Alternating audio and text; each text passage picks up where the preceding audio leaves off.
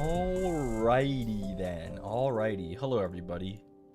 How are we? How we feeling? How we feeling?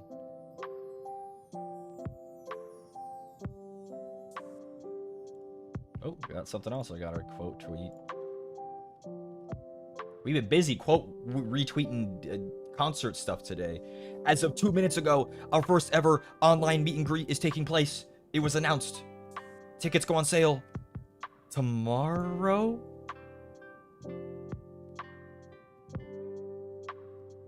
Tomorrow? I'll quote it.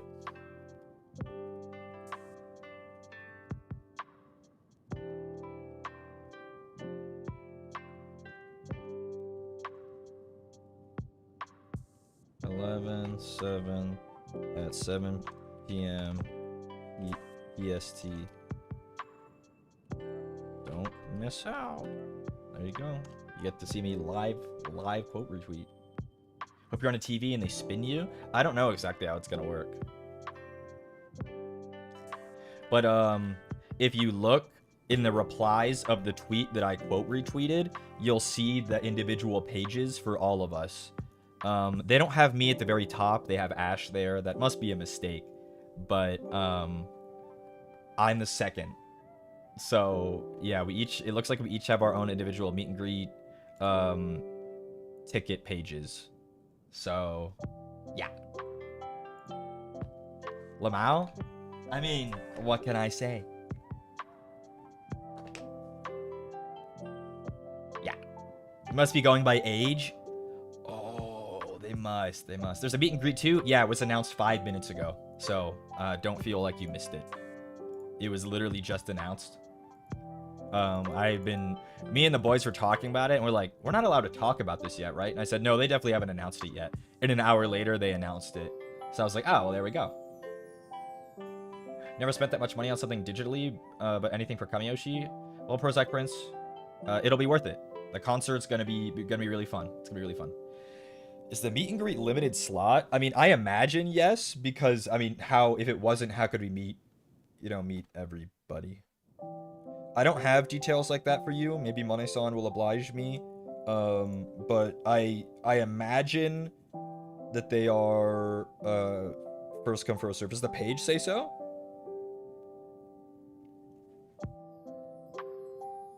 Each time slot accommodates a maximum of 35 tickets. We each have two time slots,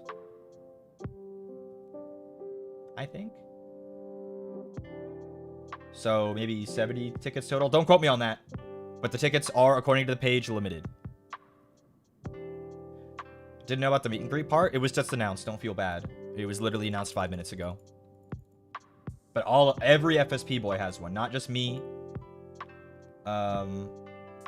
Not just LAMENTUS, like everybody. So if there's any FSP member that you want to meet, you can try to get a ticket. They go on sale in 23 hours. Yeah.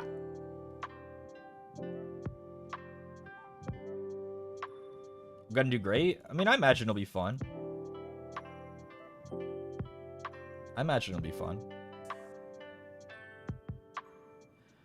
And again, it's like online, so there's not like, you guys don't have to go somewhere, right?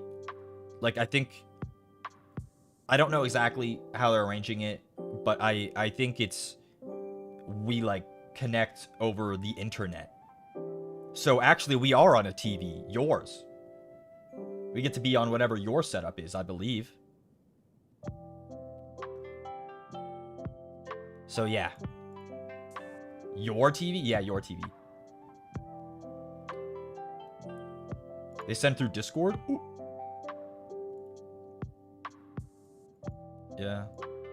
That means you get to be Discord oomphs with us and whatever burner account they give us for before the meet and greet.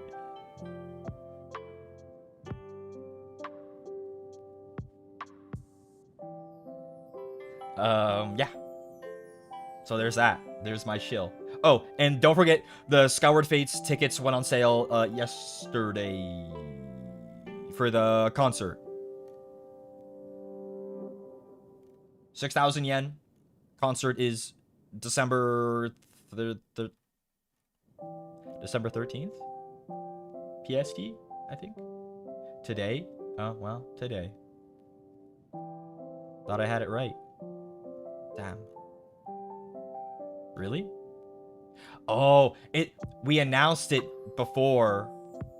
I'm getting all my dates conflated. Mane-san, we have so many dates recently, okay? Cut a guy some slack.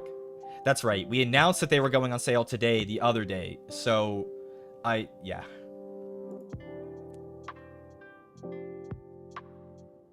That's all. That's all the merchandising we have here at the start. Unless anybody has any questions. But I'll do my best to answer them. It's pretty, cut and dry, though.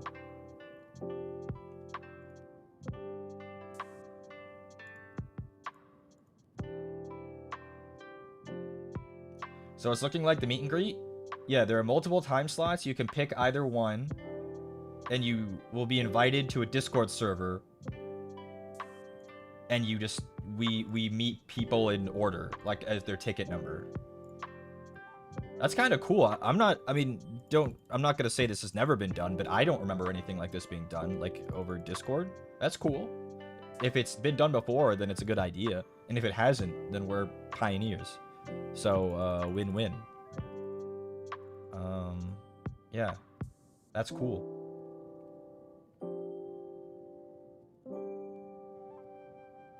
Okay, well. Today, I got up the earliest that I have in, days. So I'm definitely feeling pretty good today. I went out to get lunch with some friends. We had, bibimbap. And, I had a bowl of cereal. And I played some video game. And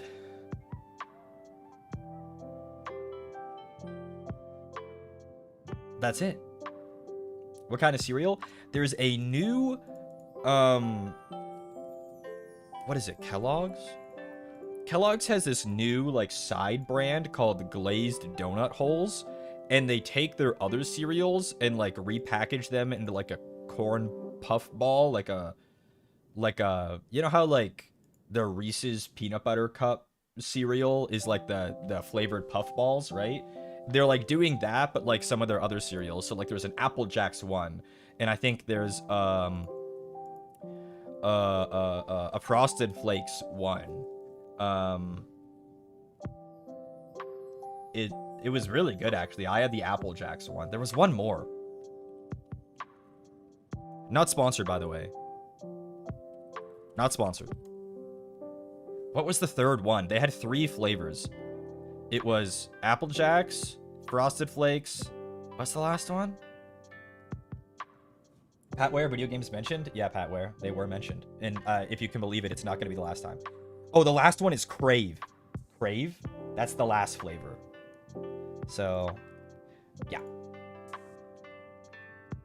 So, it's a chocolate glazed donut hole flavor, an apple cinnamon glazed donut hole flavor, and just a normal, like, glazed donut hole flavor. Yeah. Not gonna lie. Pretty fire. Pretty fire. Though they do that thing that they do with all the kid cereals. Kid in quotation marks, where the box only has enough in it for like 2 adult-sized bowls of cereal. Bro, I paid $5 for this. You put 5 bowls in there. They never do. Never do.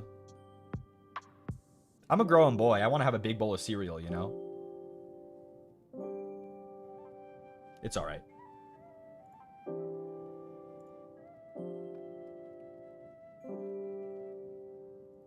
I just eat smaller bowls? Not happening.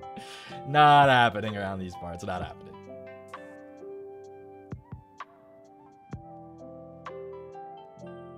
Aldi does have good prices. Aldi does have good prices. Hi, Shiki. Hi. Severina Bijou. Do you eat dry cereal with milk in it? Dry cereal is like a struggle meal. I ain't doing that unless I really have to.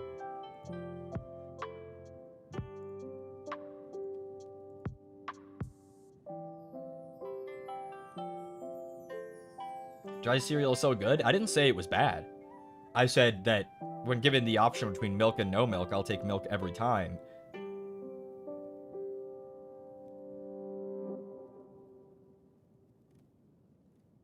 How about soggy cereal? Okay, here we go. Shiki hot takes. I prefer to let my cereal sit for just a minute where it's halfway between completely like waterlogged and completely dry, you know? I like it to be a little softer. Does that make sense? My family always goes, bro, you're letting your cereal get soggy. I said, no, only halfway. Only halfway. That's a lukewarm take? I don't know. People always make fun of me for it. Hi, Shiki. Hi, Judy.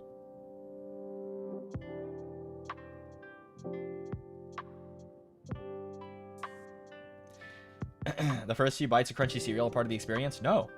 Not in my house. I let that shit's sitting.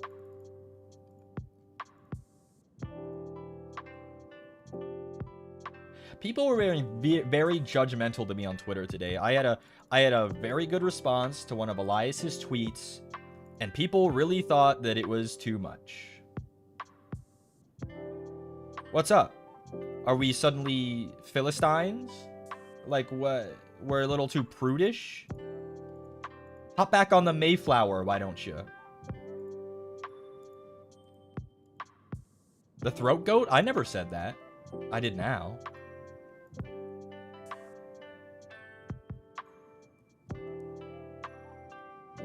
But, like, on your main account, what else is it for? Am I a coward? Never. Never.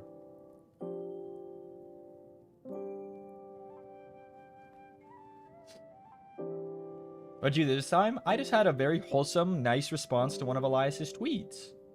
A hamster-based reply for the guy who has a fan base that's hamsters. Like, I don't know, man. Guy can't post on Twitter anymore without everyone jumping on him. What'll we come to?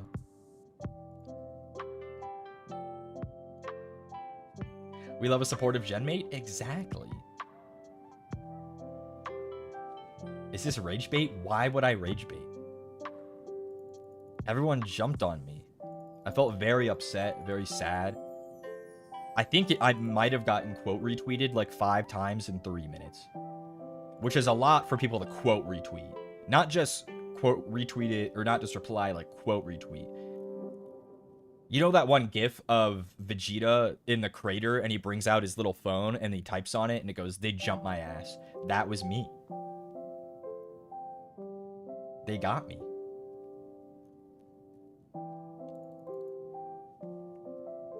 But yeah. I was feeling a little judged on Twitter today. I can't believe it. Twitter?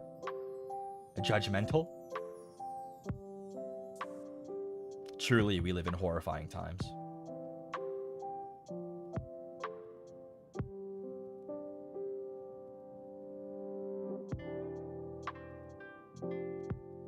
Okay, well.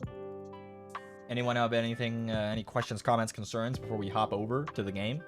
I know that Ash likes to yap for an hour before and after the content of his streams, but that's insanity, so I won't be doing that, and we'll instead only talk until we have nothing left to talk about. Go power that wash, King. I'm alert because class bye.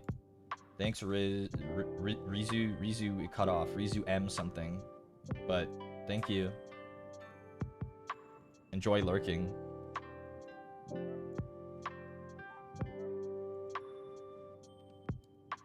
Hi, Shiki. Glad to catch your stream now I'm home from work. I'm glad you had a productive workday. Are you allowed to say how much the meet and greet tickets are? I believe so. I believe they're 3,500 yen a piece. I believe, according to the information I was given a few minutes ago by Mane-san.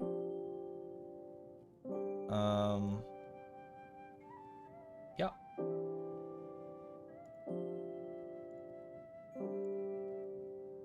Obviously, there's a different exchange rate depending on where you live, but I believe it's 3,500 yen. See, Mane-san there to tell me I was correct. Thank you, Mane-san.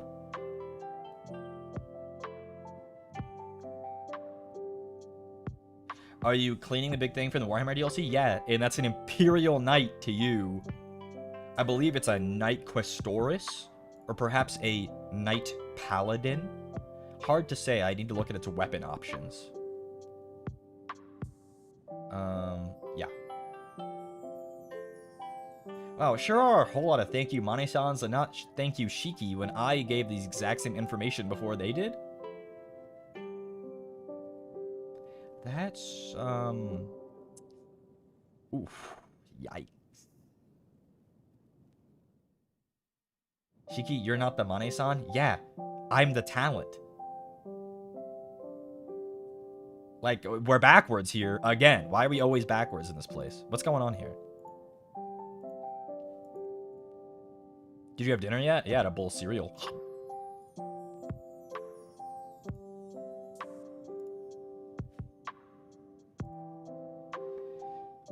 Pat, don't patronize me. Don't patronize me. Who do you think you are? Patronizing me. I'll mope. I'll do it. I'm not above moping. I'm not above moping.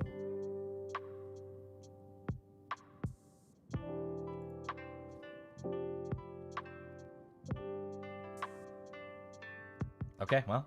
The moper. Yeah. Okay, well. Let's go. It's time for the video game. It's not gonna appear. Oh, Shiki Katagami, you didn't swap the capture window. It's this. And again, just like last time, we're gonna keep the background, the BGM on because I was informed to keep the music muted. So you guys keep, unless you guys don't want it, unless you want this, just the water sounds. It's up to you guys. But yeah, we got the Imperial Knight Paladin. I know it's a Paladin now because of the weapon options.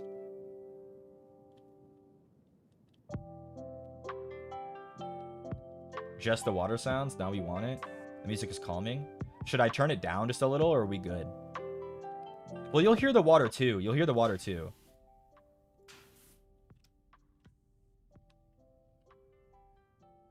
Turn it down? I'll turn it down just a little.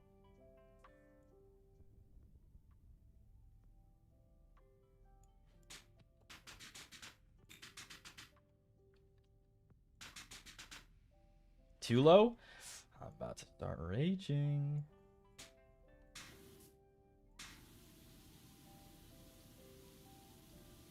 What did we do last time? Did I just not have music last time? That's good? Okay, well, that's good. You heard it here first. I'm never touching it again. Is that a weenus? No, it's a flag.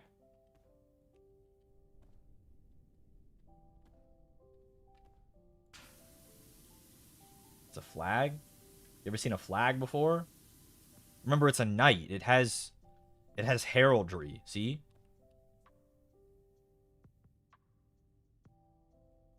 Its name is Hawkshroud. Okay, cool. Or maybe that's the house's name. How are you supposed to get in? I'll show you. It's got a hatch on top. Look. See, there's the handle and stuff. There's a door up here. See, there's the hatch. Off topic, but you could do a Fire Psyche K impression if you tried. I don't know what Psyche sounds like. I'll take your word for it, though.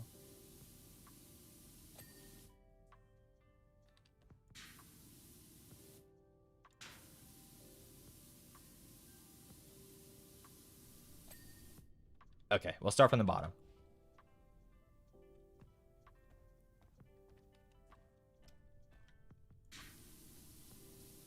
Get them toes. Guys, I've been, like, religiously checking the Warhammer website to see if they've announced anything from the tournament yet, and they still haven't. And I've been, like, checking it every morning when I get up. I think I have a problem.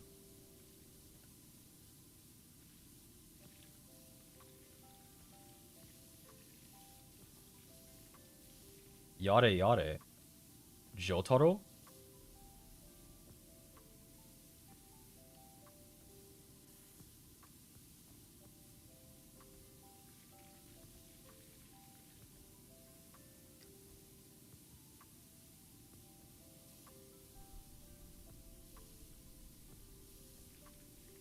I replied to some fan art earlier with a JoJo gif, and I'm not sure if anybody got it.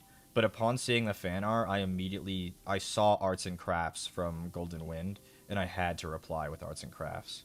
In my mind's eye, it was all I saw as soon as I saw the piece.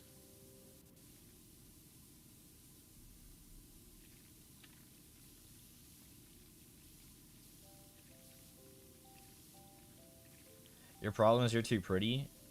If that was a problem, I'm not sure what I'd do. So clearly it's not. I don't think being too pretty's ever been a problem for anyone, in fact.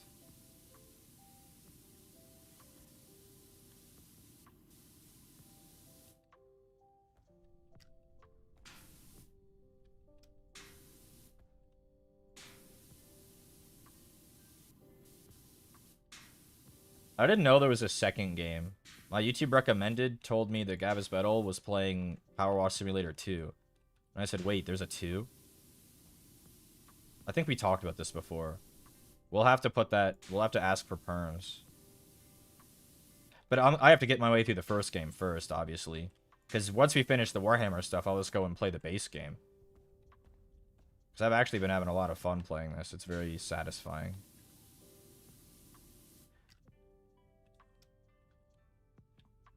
Shouldn't I, like, maybe I should try to use the soap.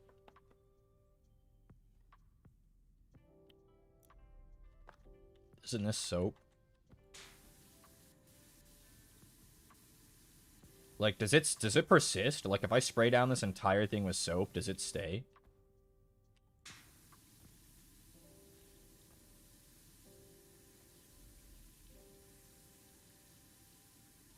Dude, that chainsword is so gnarly. Look at that thing. You got no soap loaded? What? What do you mean? It looks like it's got soap on it. It's purple now. That looked like it did something. Look how fast that cleans.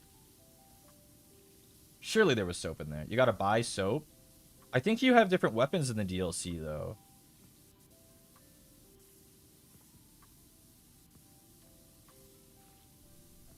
I mean, that seemed like it worked to me. Look how... Look. You tell me that didn't work? Look at this chainsword.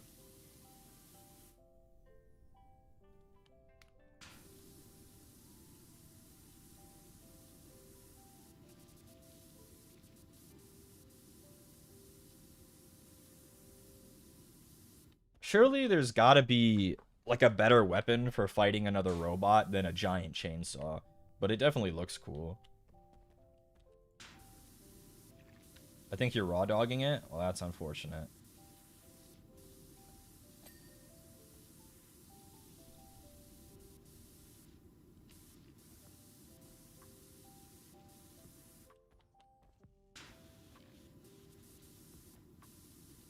I have one of these models. It's really cool. It's really big, too. It's, I want to paint it one of these days.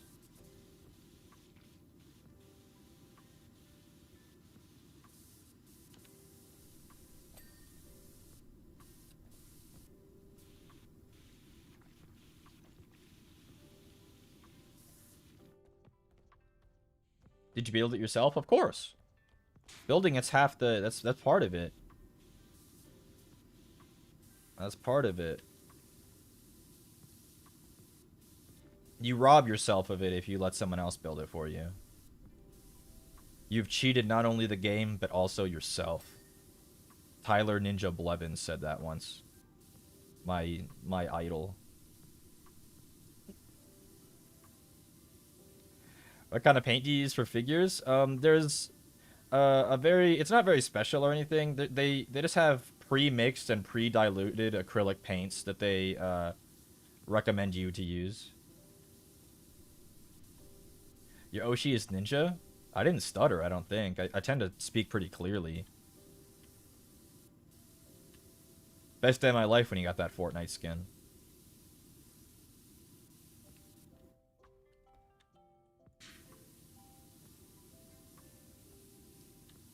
And when he flopped at that New Year's Eve's party, I cried. I just couldn't believe it. Was my goat washed? No. Surely it was everyone else who was wrong. Q&A stream for minis? Well, guys, I opened up the marshmallow for you guys to submit questions for tomorrow's stream. So if you have any very specific questions that I haven't yet answered on stream, that's the time. It'll be closed after tomorrow, so yeah.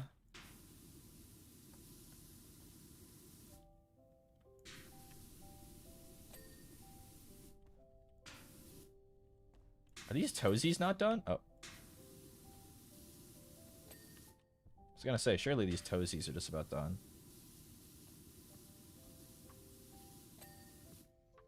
Hell yeah. I can't believe I have to clean under here. But of course I do. Of course I do. It's an Imperial Knight. It's called a Titanic Toe. Now that's fun.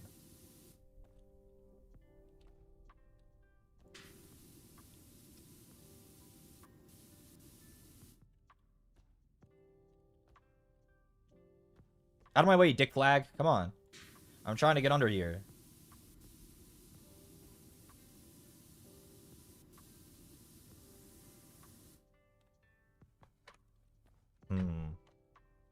Ah, the backs of the toes. Right.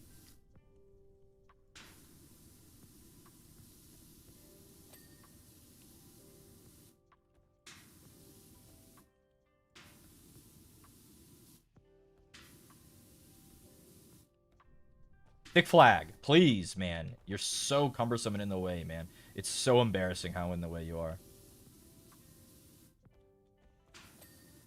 Okay. All the toes, I think, are clean. Now we gotta keep moving up. Got a flat max? Yeah. Shiki, if you could have a mini painted by any friend or artist, dead or alive, who'd you want to paint a mini for you? Oh, God. Probably one of the, like, Slayer Sword winners. There's a guy who won a Slayer Sword, I think, last year, and then maybe also this year, and then won many years ago, who paints, like, incredible things. What's his name? I need to go look it up now, because it's going to bug me. And I think you guys, if you have a second, should do the same thing, because it's actually really, really impressive. His name is... They just had an article about him the other day, I thought. Like, inside the mind of 3-time Slayer Sword winner. Where is it? Have they posted that much news recently? No, really? Has it been a week? Where is it?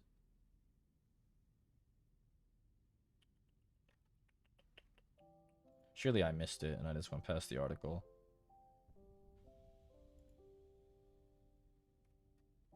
I don't want to pause the stream too long for it, but this was really interesting. Golden Demon 2025 winners? Oh, this is good. Okay, yeah. I can't paste the link in chat. But there's an artist, I think it's Matthew Siddy, S-I-D-D-Y, who is an insane painter. Really insane. Who does like competition painting. Like one of the best painters in the world. Can I spell the link? It's a Games Workshop link, guys. I can't link it. It's the Golden Demon 2025 winners, GW community. So you can find the article and it has all the winners and all the goated painters and stuff on it. But I don't think people fully understand what the ceiling is on mini painting until they see stuff like that. You'll see if you look it up.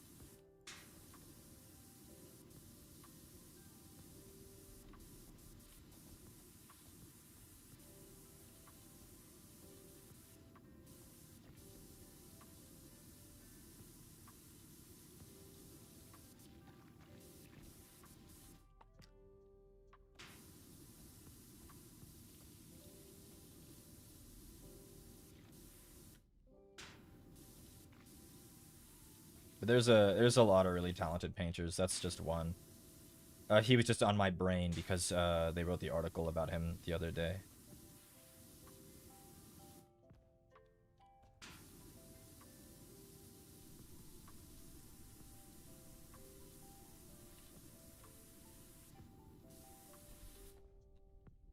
Why was a giant chainsaw easier to clean than the feet? Because I can access it.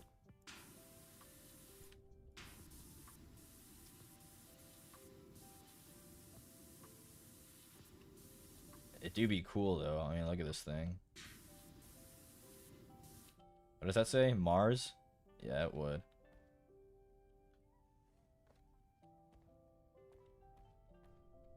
Well, this is in Power Wash? That's cool. Yeah, isn't it? It is cool. I'm trying to do like as much as I can here from the ground before I move up. Hawk Shroud, huh? That's a cool name.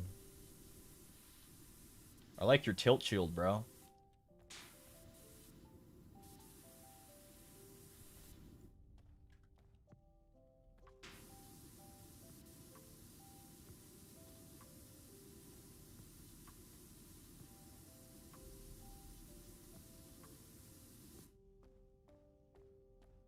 Wow.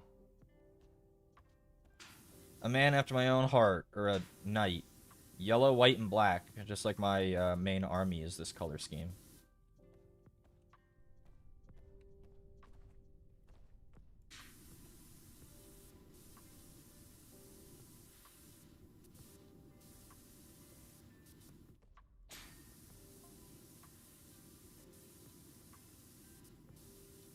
It's a good color scheme.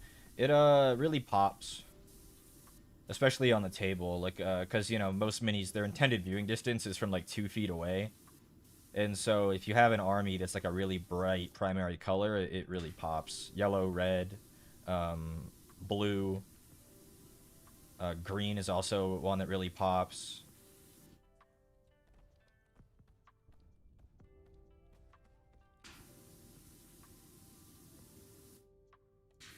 Because you really do think about it. People always think, oh man, I don't think my painting looks that good. And then I always tell them, put it on the table in front of you and take 2 steps back. And it's like, okay, now how does it look? And they go, oh, well, it looks pretty good. I'm like, well, yeah, that's exactly how it's supposed to be viewed. The minis are, at the end of the day, they're not meant to be display pieces no matter what you as you display them. They're game pieces. You're supposed to see them from afar on a table or on a shelf. No, you're never picking it up and holding it in your hand. It's just not how it's intended to be viewed. Like, even the Mona Lisa looks like trash if you put it 2 feet, like 2 centimeters from your eyeball. You can't even see the dang thing. It's not how it was meant to be looked at. So if you take something teeny tiny, dude, hit C, it'll change your life. I know what it does, and I don't want to, man. I don't like this. Ugh. Gross.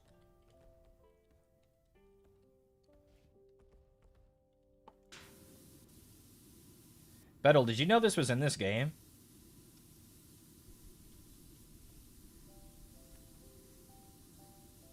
Actual idoit? Oh. Minor spelling mistake. Insert the Final Fantasy XIV guy getting vaporized. Unlucky.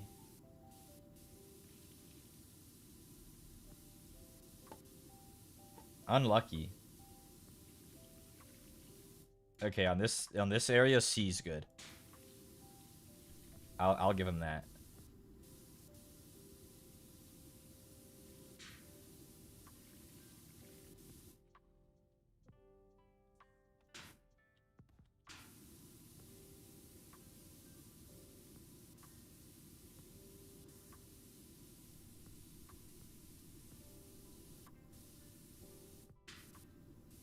You ever play Final Fantasy XIV? I've tried on multiple occasions. I bounce off of it. I don't think it's for me.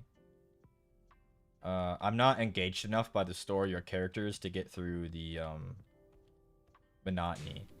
And I actually like the gameplay, but it doesn't want to let me play the game. It wants me to watch 4 hours of characters. I don't like talk to each other.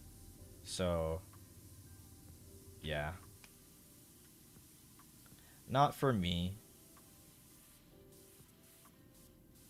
A cutscene hater? Yeah, I'm playing a video game, not a movie.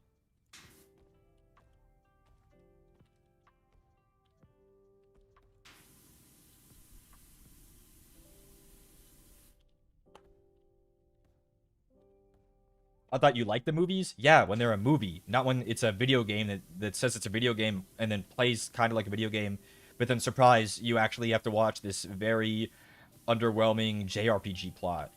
Sorry, man, I'm not about it. I get that people like it, and I'm not gonna say it's objectively bad, but I'm just not a fan of the game. It's fine. Do you like any other Final Fantasies? I've said my shtick on JRPGs before. They're not a genre that was made for me.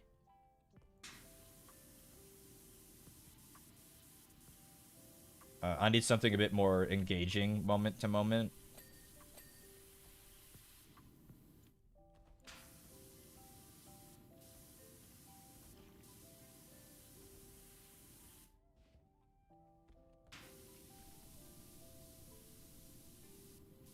I think the highest I got was like high levels. I think I was early. What the hell was that expansion? Stormblood? I was early Stormblood and I had had enough. I had seen enough.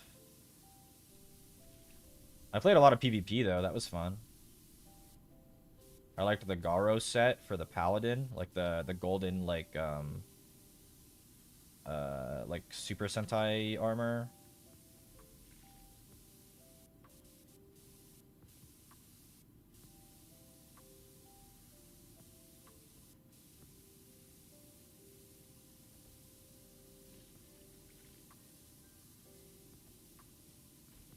People shit on WoW for like being a theme park and like going too fast, but the other end of the spectrum is just as unpalatable where it goes too slow and it's like I want to get to the recent stuff, but I either have to buy a skip, which robs myself of any kind of accomplishment, or slog through a zillion hours of content that I would rather not do. So it's just, yeah, I tried, guys. I've tried on multiple occasions because I'm like an MMO guy. But I realized that Final Fantasy XIV isn't an MMO. It is a JRPG that has a bunch of other people also playing it at the same time as you.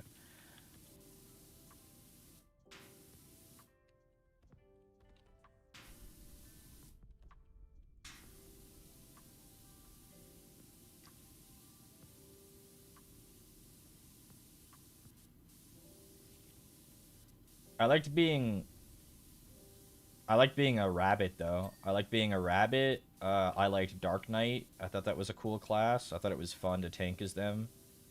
Um, yeah. I thought a lot of like the what do they call them? They don't call them, what do they call them? Like the areas that you queue into and it's just one boss fight and then you kill it and then you leave. I thought a lot of the bosses were pretty fun and well designed.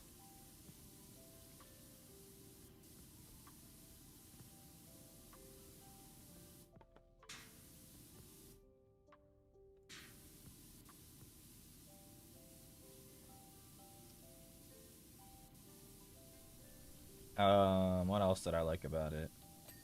I like playing dress up. Dress up was fun.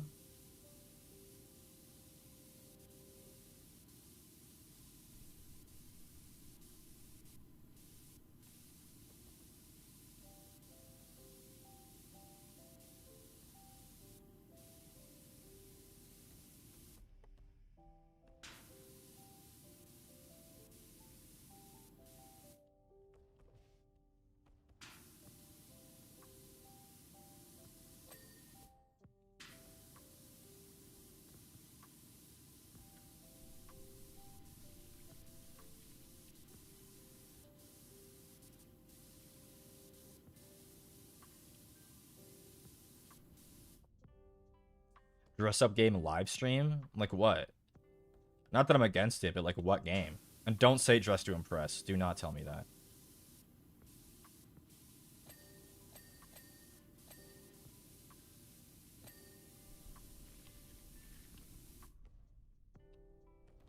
Sadly deletes dress to impress.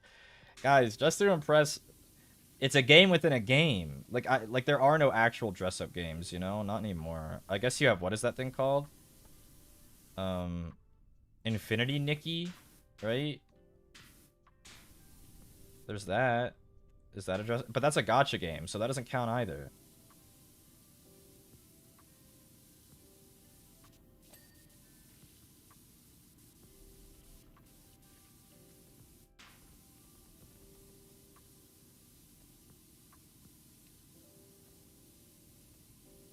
Roblox is a slippery slope perms-wise, too. And just kind of, all-wise. I don't think we'll ever have perms to do that. If we have perms and I don't know about it, I would be absolutely shocked. Roblox is, like, full of literal children. There's no way. Why are the Warhammers so yeller? Well, you see, yellow is a very striking color on the tabletop, so a lot of things in the game are yellow because it looks really nice from far away. Imagine if this thing was all black and gray. It wouldn't be nearly as fun to look at. It's what's gonna really take forever on this is getting all these innards in here. That's gonna take forever.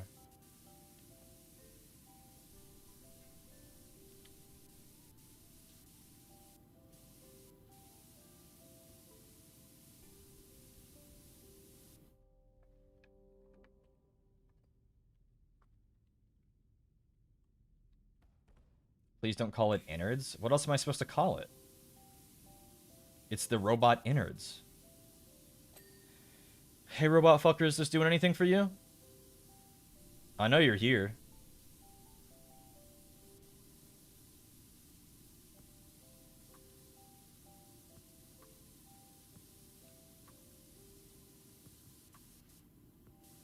His organs? What do you think innards are?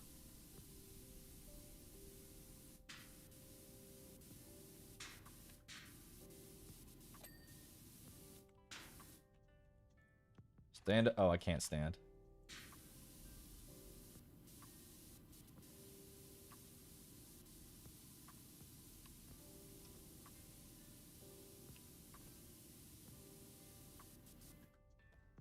Mechasexual? I prefer the other term, I'll be honest.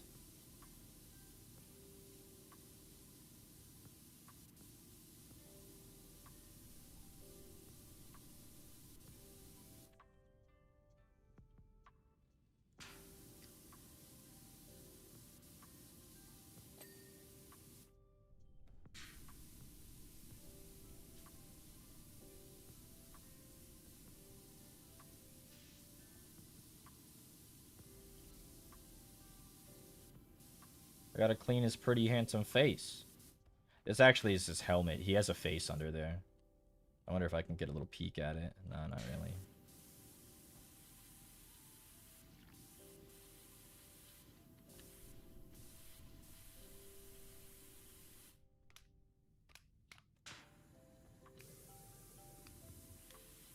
I like it. I like this one. This one's so goofy.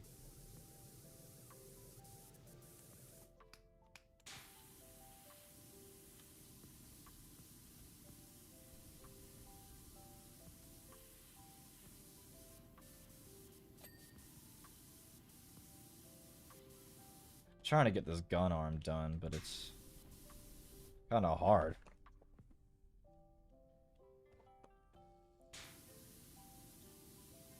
I'm not gonna hit tab until I feel like I'm completely done with all the obvious stuff.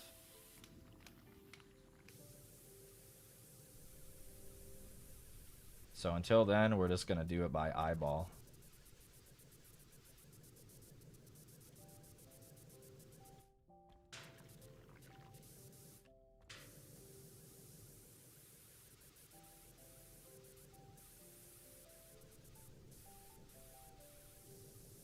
There's a lot of little spots in here this is good for.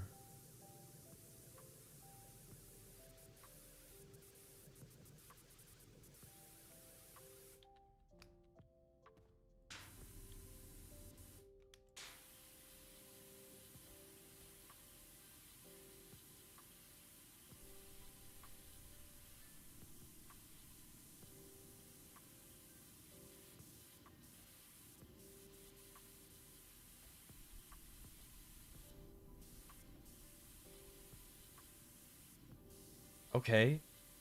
I'm literally going non-verbal because I'm enjoying this so much. It's a little too enjoyable.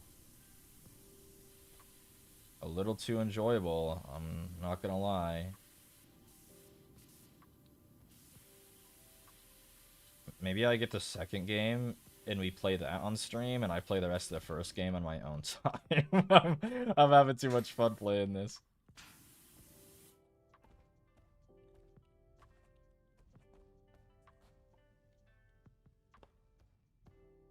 It's funny that you don't draw on the grime. The grime is not for drawing. The grime is for cleaning. What satisfaction do I get from drawing in it? No, the satisfaction is from a job well done. From getting this god machine all clean. Huh. Uh-oh. Oh, we made it.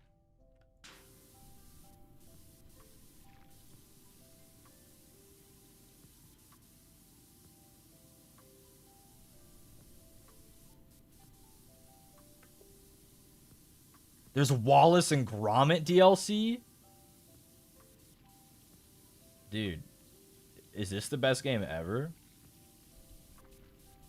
I'm afraid that it might be. Wallace and Gromit DLC? Gavis Battle, are you in this chat still?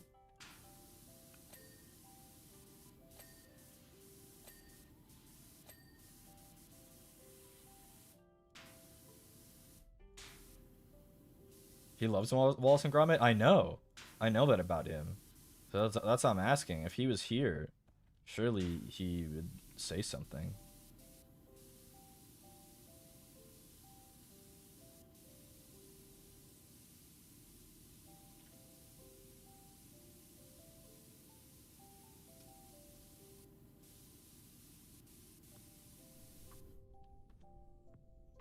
I missed. Everyone should love Wallace and Gromit? Like, literally true. I don't know how you can get away with not. I'm not sure if anyone actually doesn't, but if they are, they must be foul.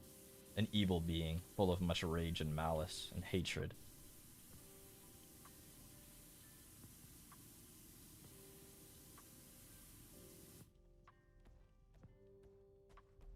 Didn't he already play that? I don't know. You guys telling me. I don't watch VTubers. I am one. Does that make sense? I'm not sure I know a VTuber who also watches VTubers.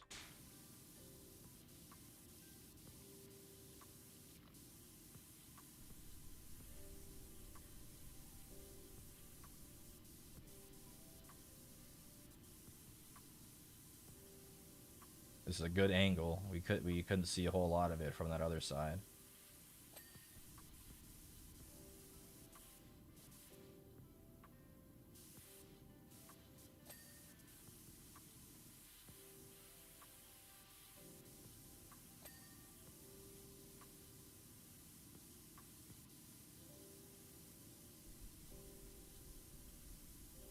It's gonna say something insane, like the entire, like, inner skeleton is all one piece, and I'm gonna have to do the whole thing.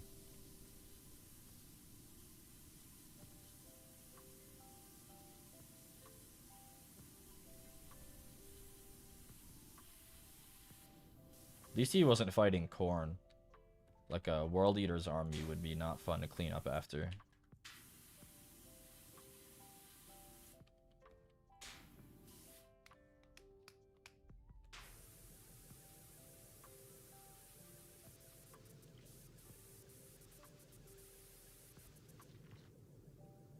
You can reach, you can do it.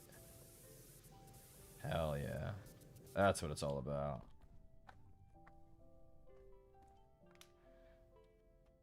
They just dropped a Wallace and Gromit Christmas short? Holy moly. Sounds amazing.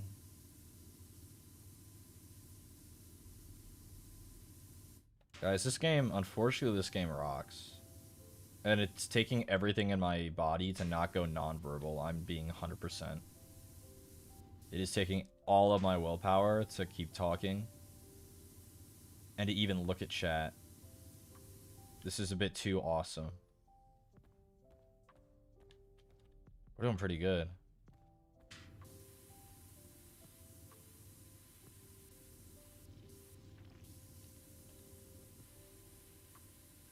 We're almost at the detailing stage, I think. Once we hit like 93, 94%, we'll probably be at the find all the little teeny tiny pieces part. Did I not get the chain yet?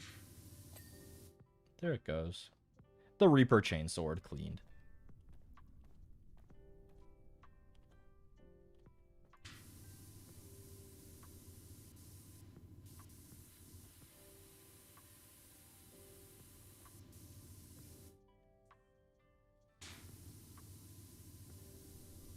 These joints are hard to get all the way around.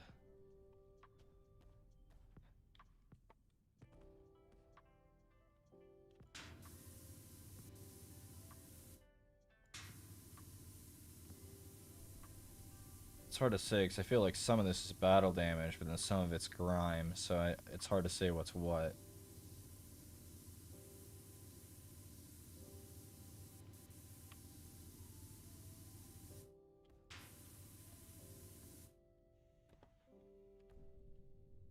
That I just hit tab for the first time. I'm not liking how much I'm seeing.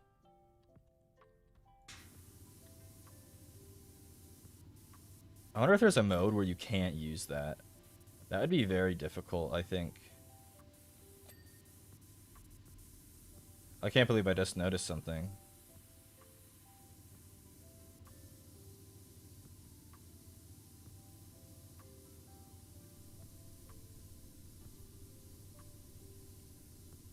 Come on, Mr. Skull, clean.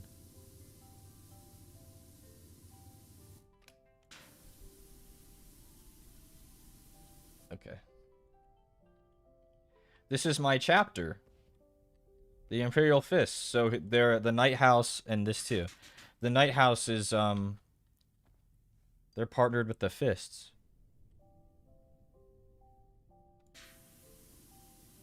No wonder it's yellow.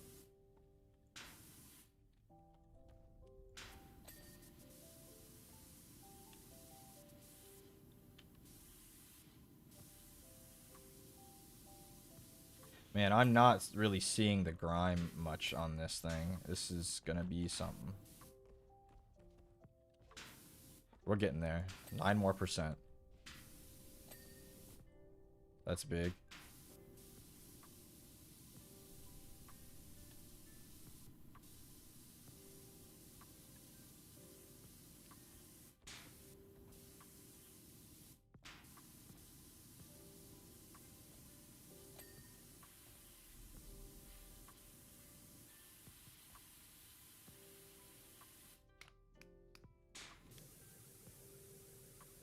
Eat my super cleaner.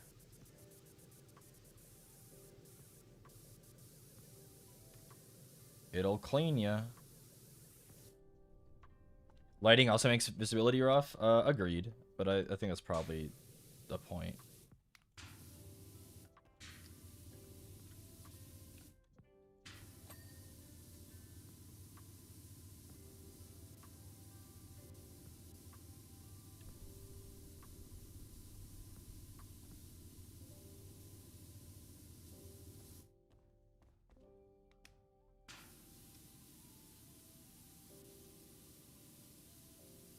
Dang, there's still so much down here, huh?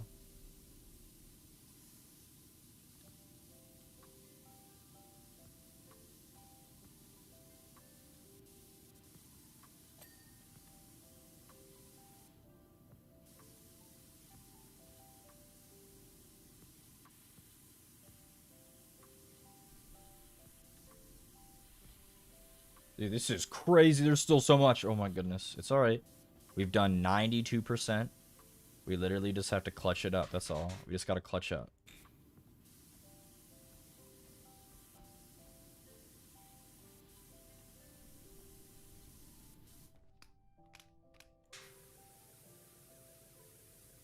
Eat my swirly setting.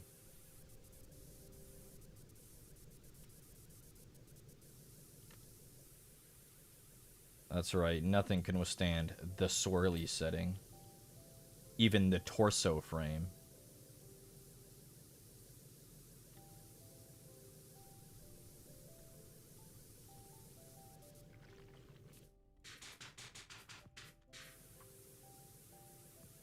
Guys, I don't know if I can play this game again. I'm like too locked in. This is too epic.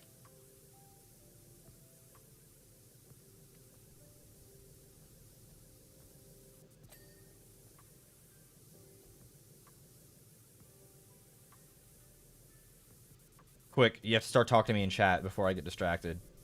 You guys, it's up to you guys now. It's up to you guys now to keep me entertained. It's calming? Yeah, that's good, kind of.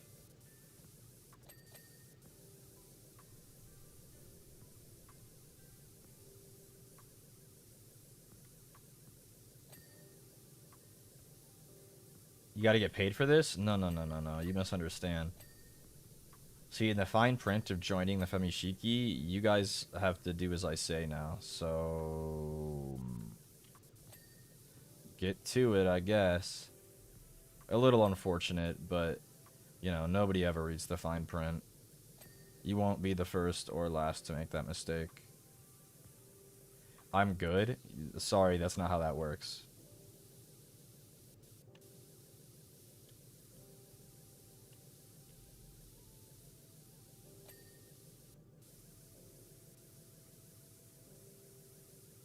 I wish you could just say, no, I'm good. To, like, things like that. The IRS, maybe.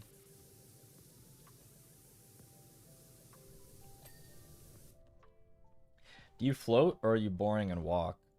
I wouldn't say walking's boring, but no, I can't fly. That's Ash's deal.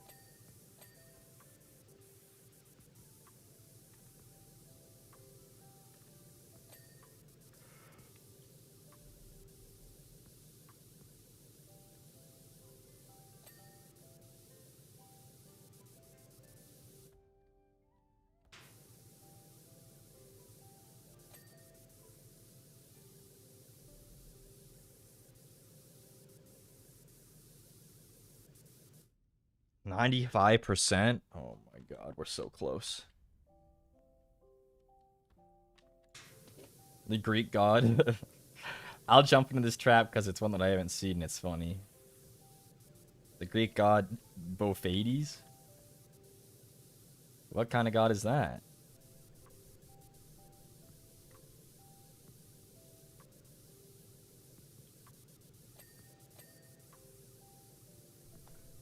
Bophades nuts, that's right. I actually hadn't seen that one before. That one's funny. Sometimes it's fun to fall into a trap for the bit.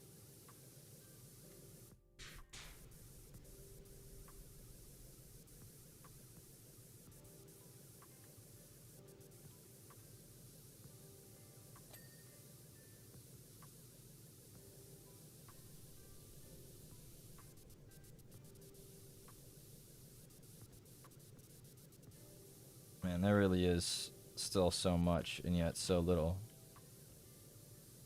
96%? We're getting somewhere.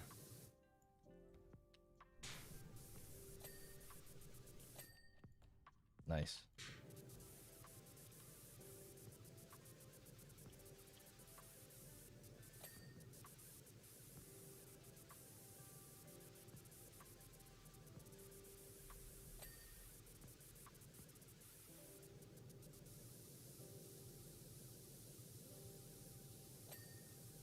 Nice.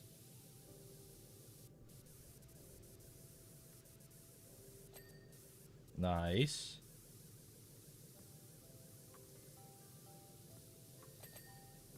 Okay. Wait, we're kind of popping off?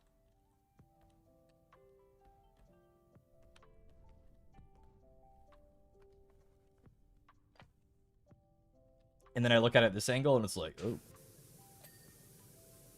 Torso frame cleaned? Wait, that's a giant section. That's huge.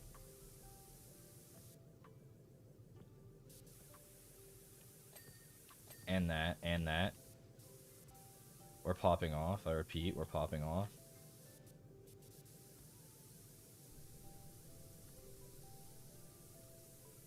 I'm popping off, Mom, get the camera.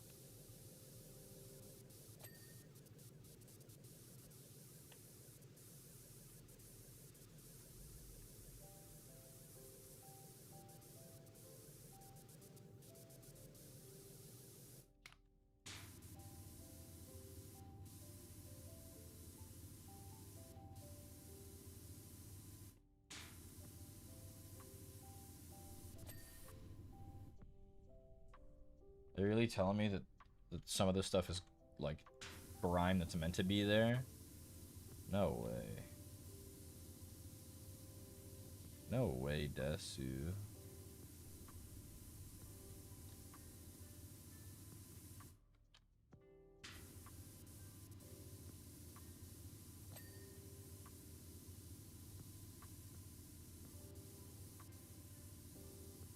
Okay, but we're kind of popping off again. I'm ulting. I'm ulting. I'm ulting. How are we still at 96%? That's just foul.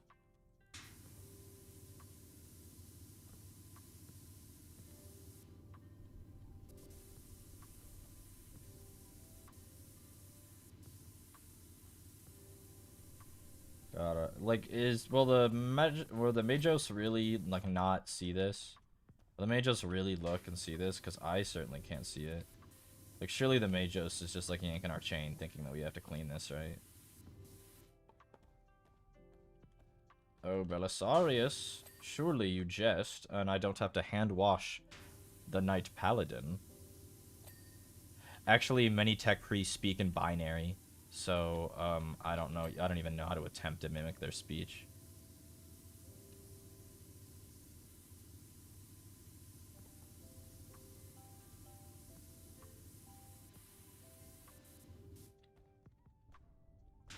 Shiki, what's the Majos? He's like, I guess, the ranking tech priest in the area.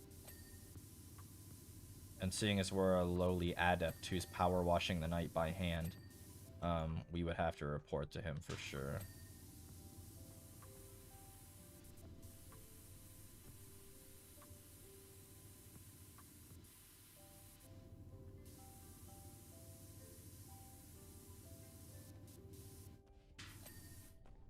Nice.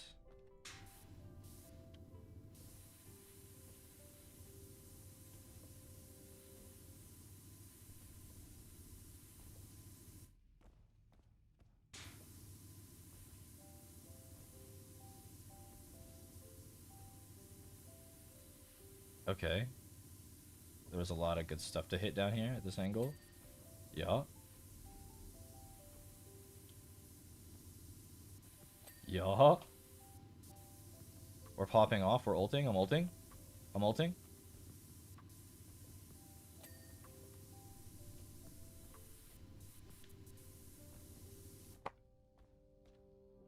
$97? Don't do this to me. No, no, you can't do this to me. I built this company. He's one shot. He's one shot. Focus Jin. Focus Jin. Okay, Jin's down. Solve the Trinda. Okay, Udyr. Okay, okay. And that's an ace. Okay, everybody mid. Everyone mid. Mid. Can we go mid? Oh, no, we don't have minions. We don't have a wave. Everyone, can we go in Baron? Baron.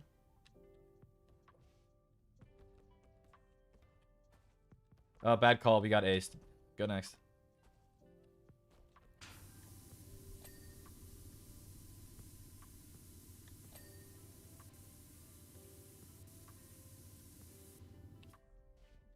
%. Oh, there's so much garbaggio up here.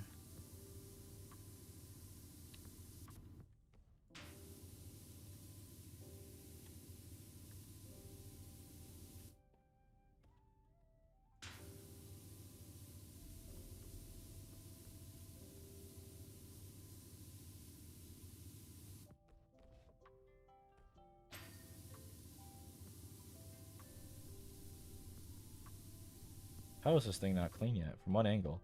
This one? This one? This one? What angle are you not clean at, man? Okay. Whatever, bro. Honestly, it was the jungle's fault, so, I mean, it always is. Jungler players need to learn how to play a man's role, like, top lane.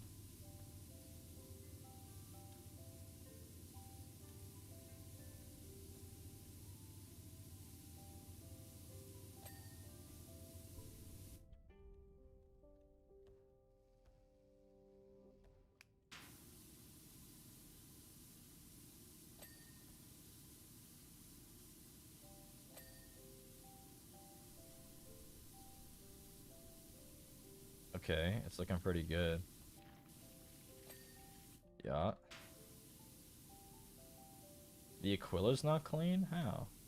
Is it this bottom angle? Yeah. It was. And his little face is quite dirty, too. Hello, sir. Mind if I, like, climb in here real quick? Hope you do, because I'm coming in. Oh, Never mind. Dang, do I have like a really tall ladder? Can I move this? What if I... Oh my god. Well, that sure was useful. Could I do that? I mean, I could do that the whole time. I can't keep hitting my head on it, though.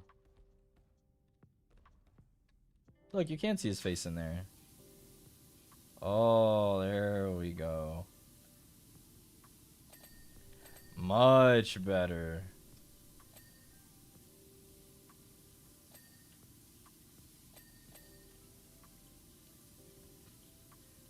And suddenly we're on a rampage.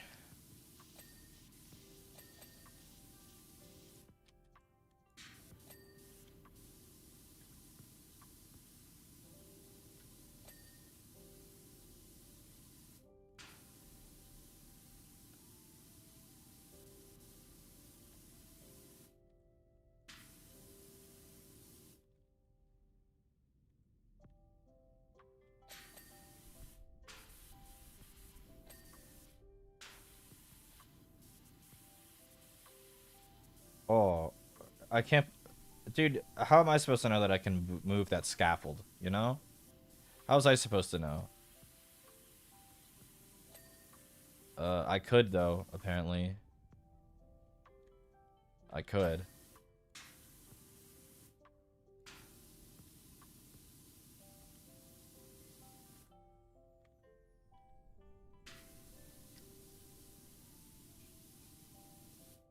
There isn't too much left. 1%.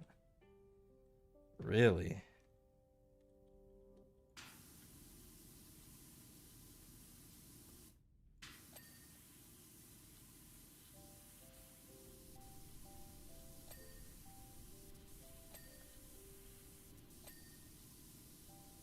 Oh, we're getting there, guys.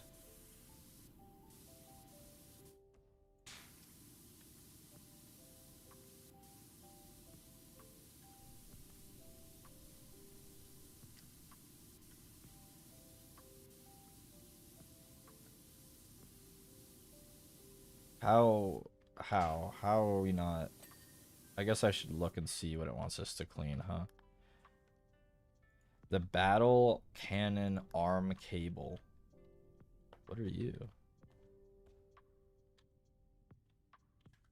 The battle cannon arm cable? Oh, there it is.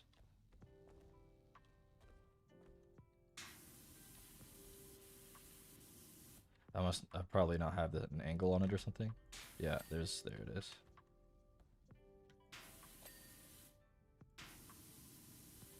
Uh-huh. Uh-huh. Uh-huh. Okay, we're popping off. I'm ulting. Battle cannon body? Only 94%? What angle have I missed? There's clearly somewhere I missed, and I found it.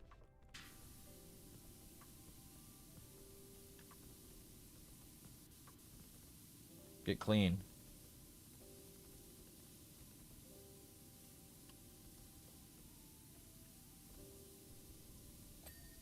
There you go. 77%? The heavy stubber. I know where that is. The heavy stubber. Really? It must be underneath it or something. It's got to be... Yeah, it's up in there.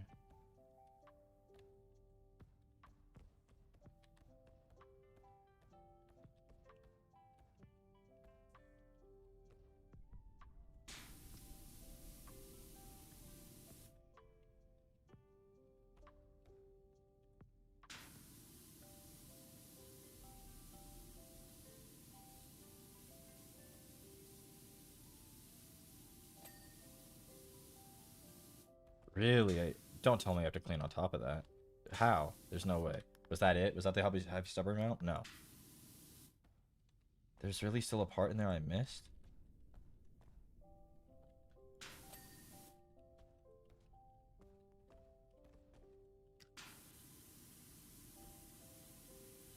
It's got to be directly on top. How am I supposed to reach that? How am I supposed to reach that?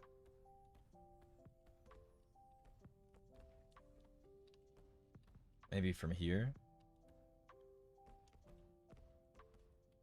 Heavy stubber mount. Heavy stubber mount. How's it going in here, man? I need like a water grenade. Because that thing's still not done.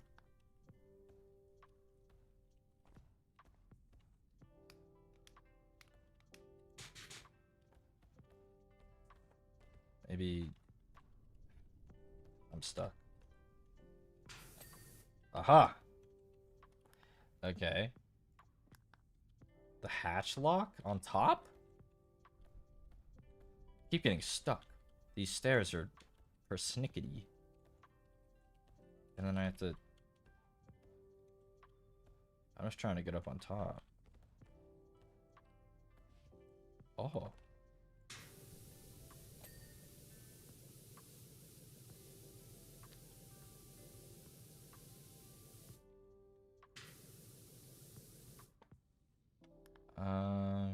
Hatch porthole? Really?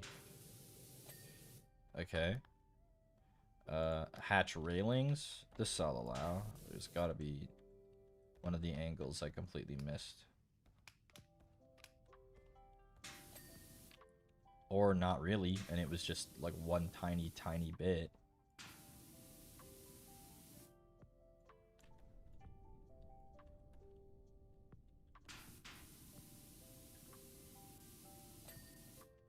Okay. The helm.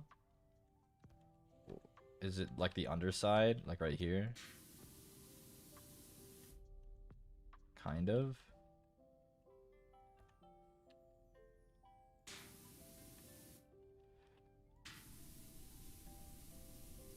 It's hard to reach in here. What else is dirty? On top? Bro, how much? Let's get the wavy guy. Quick.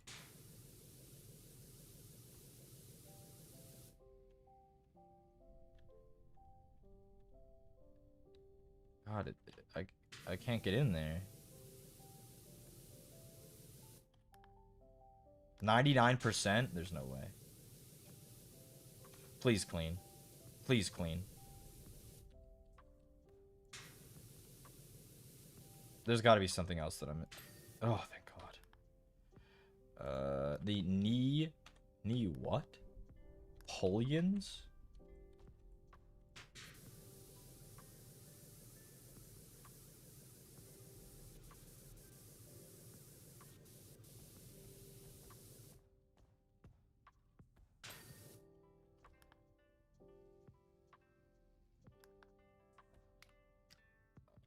Pistons, huh? He did what in his cup? Yeah. Heard it all before. Grow up.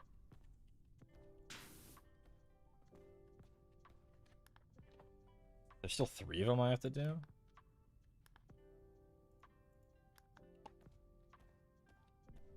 Which 3?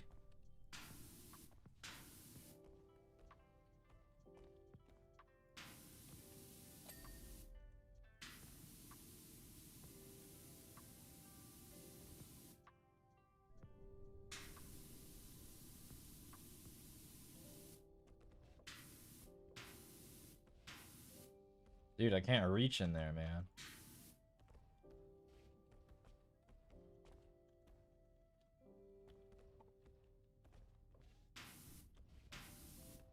Oh.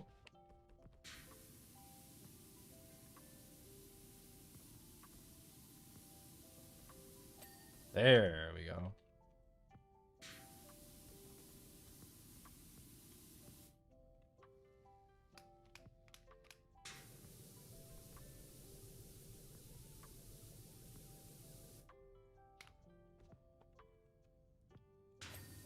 Uh-huh. Okay. There's still one of the pistons? Which one? Wait, which one? This one? Still? Let me up. Let me up. Let me up. Please.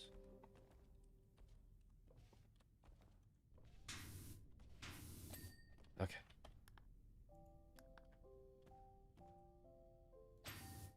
Okay. Oh, we're so close. The pelvis? Really? Oh.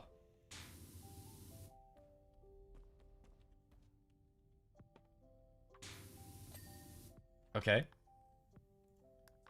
Heatsink pipes. Those got to be on top. Those are on the like they look like the exhaust ports.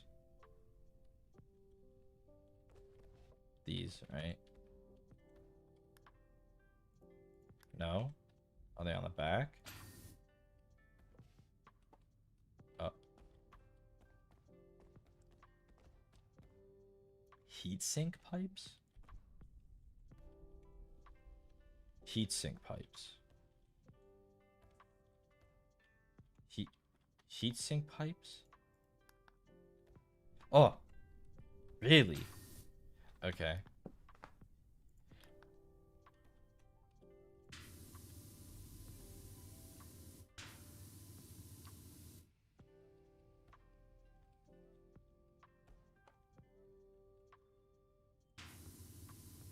I was gonna say, it just gotta be an angle I didn't hit on this thing, right?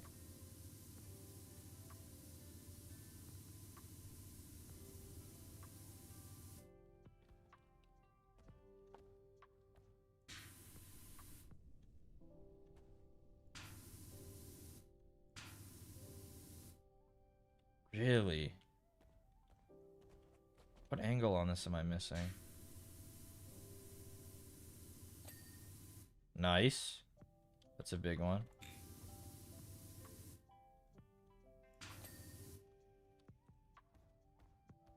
Is that over here? I can't see what I'm missing. Can this fit behind? No. Do I have like another ladder? No. Oh! That's not it? You could just barely see the bits in there.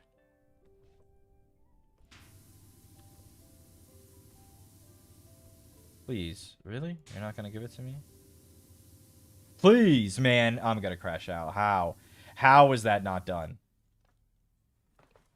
You can move that? Oh, yeah, I learned that just a little while ago, too. 99%. There's just no way. There's just no way. What am I missing? I don't see it. Let me up. Let me up.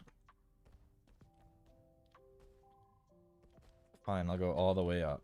We'll go all the way up, huh? Are you happy? Where? Where is the bit that I'm missing?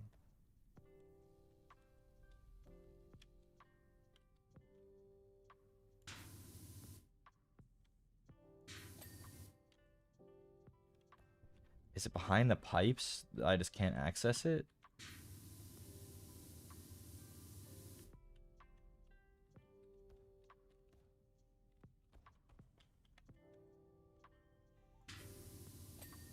Really? That was it? That was it. Motherfucker. Motherfucker.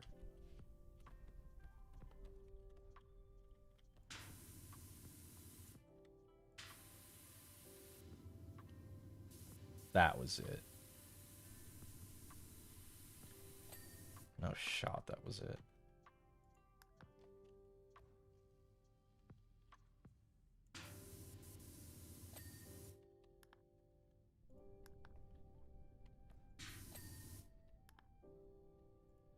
It is a little frustrating how it's like, yeah, you got that to 99%, and you need to spray this with one molecule of water, and then it's good enough. It's like, damn, I wish you would have just given it to me. I feel like it needs to be a little bit more generous to round up on this, some of these things.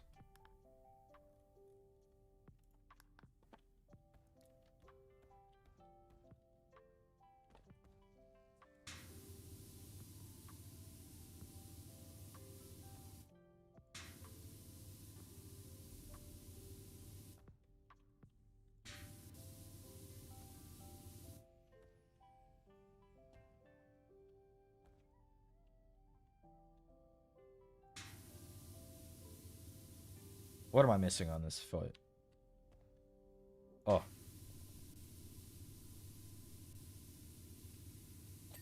There we go. Okay. The top carapace? You can't be serious. There's so much.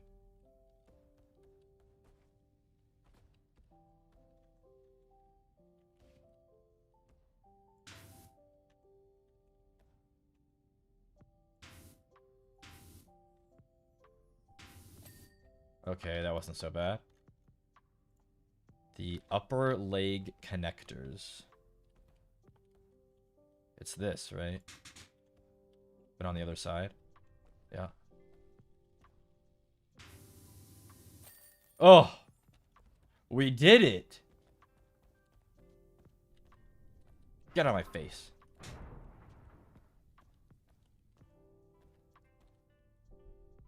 That was nuts. But look how good he looks now.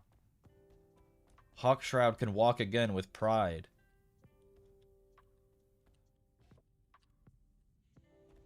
Good stuff.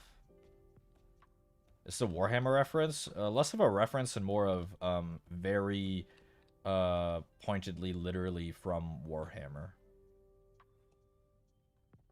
Oh, thank goodness. Let's see that. Let's see it.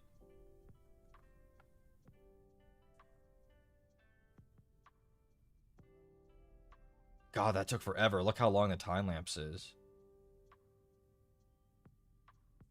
It took like an hour. Surely that's it, right? There's no more?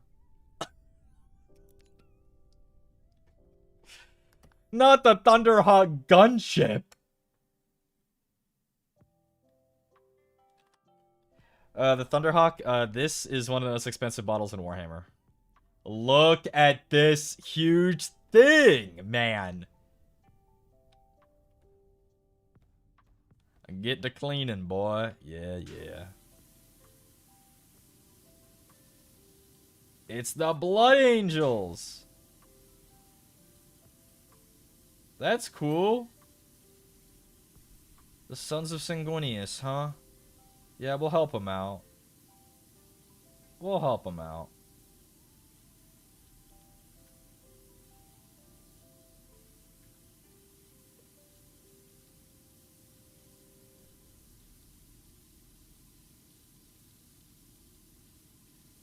I feel like this is going to be a little easier than the Titan, or the Knight at least, because it's like not a humanoid shape, you know? But I mean, look at the size of this. Like, look at the size of this. It's like twice as tall as the Knight was. Like, it's twice as long as the Knight was tall. Like, yeah. This is a nice, pretty red. Remember what I said about primary colors looking really good on the tabletop? It's a nice bright red.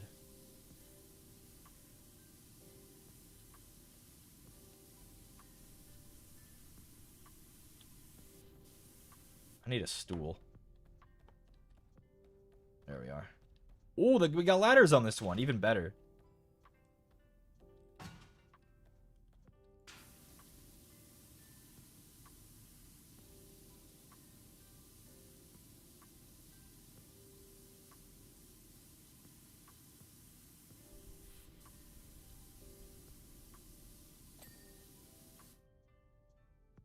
Nice.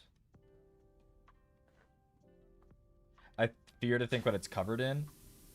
I don't know. We don't think about that too hard. Mold, by the looks of it. We'll say mold.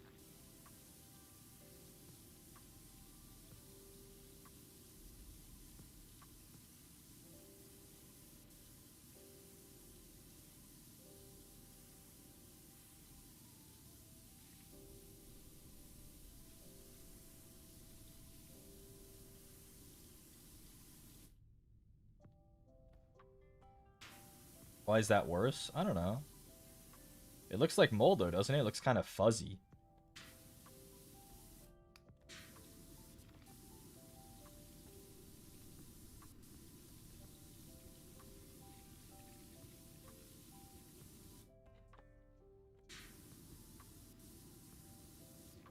Bro, we're stepping in it? It's okay, I have robot feet. If you could see them, you would know.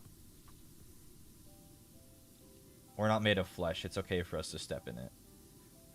We're immune to like 99% of all diseases.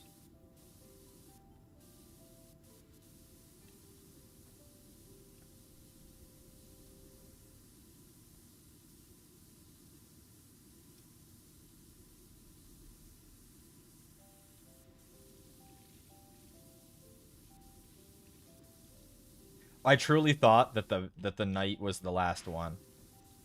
I can't believe we have to do a Thunderhawk. This thing is very expensive. The model for this probably costs $1,500. The Thunderhawk.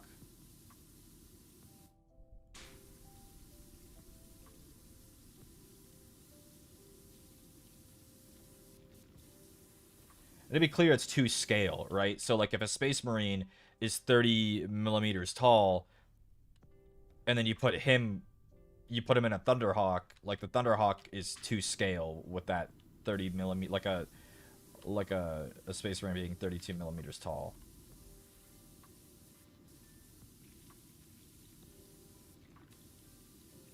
So like it's big, but $1,500 is a lot of cheddar cheese.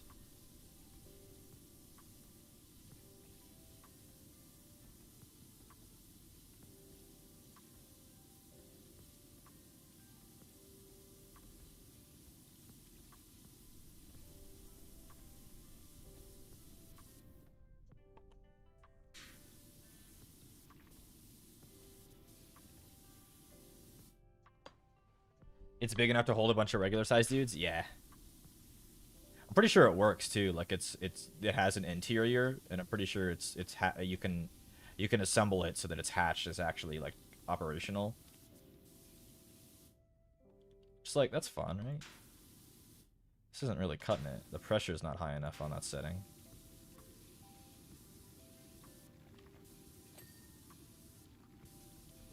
Oh, I don't like the yucky noises it's making.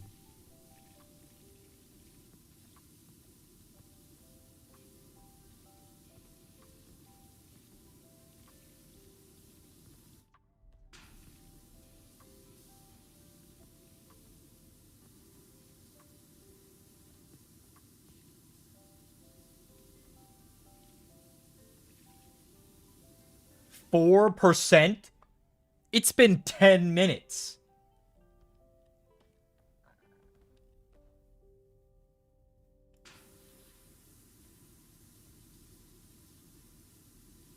Holy shit.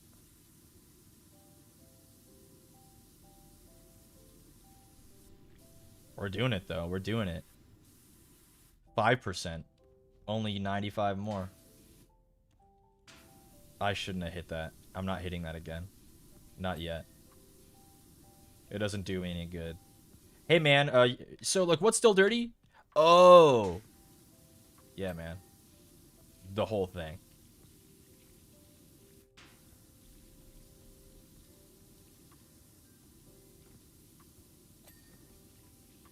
I'm making fries. Anyone want some? Yeah, me.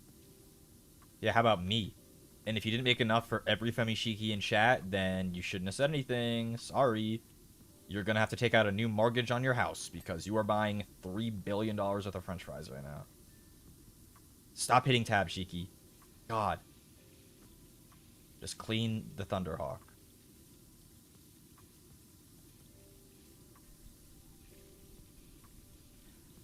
I don't have any vehicles that aren't dreadnoughts in my FIS army. I guess I have the Outriders. I have motorcycles.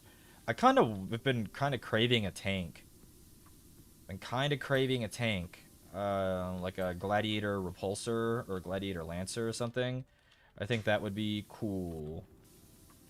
When you have a big enough force, it's like, how come these guys don't have a tank? And it's like, you know, you're kind of right. Why don't they have a tank?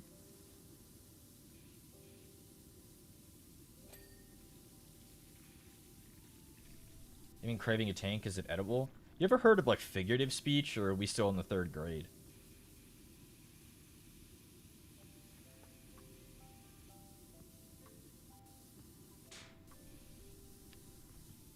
Sorry, was that mean? I'm sorry. Sometimes he comes out, though. The sinister Sniler comes out.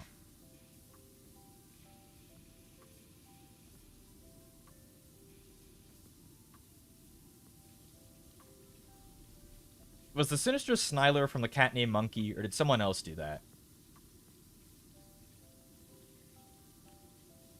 Sometimes I forget he's the English police. There's nothing policing about knowing or not knowing figurative language. I would say there's a prerequisite to being an educated person.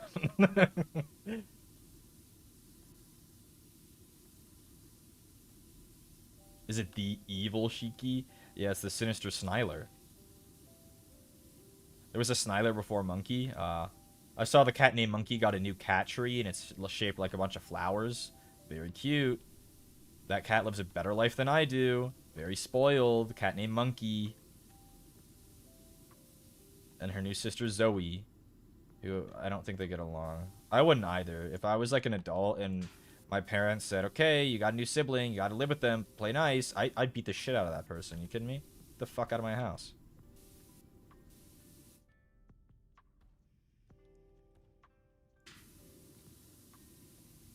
Zoe scratched her on her eyeball. Sorry, Zoe, you gotta go. That's the cat named Monkey, okay? You don't know who you're messing with. She got shooters out there.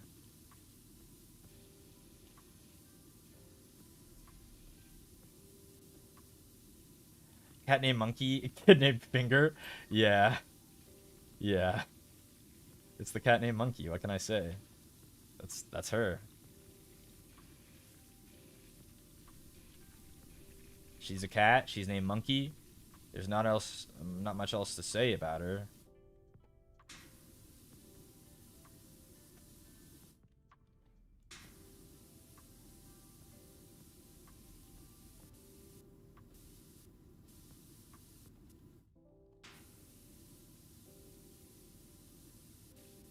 Okay, 7%.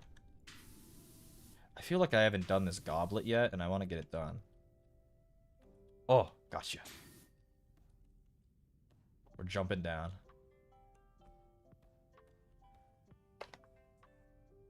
Holy shit.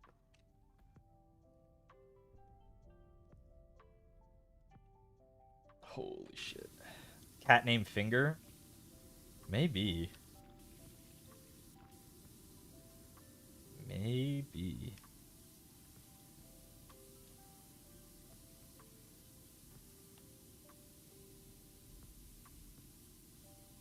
I feel like this game would go crazy co-op. Anyone else?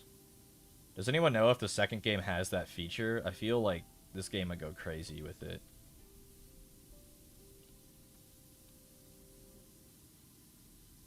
Have you seen that lady and her dog named P? Yeah, Pooh and P. That's Pooh and P. Her dog's named P. It's a wiener dog that stands up. And it's like speaks into the mic. It's Pooh and P.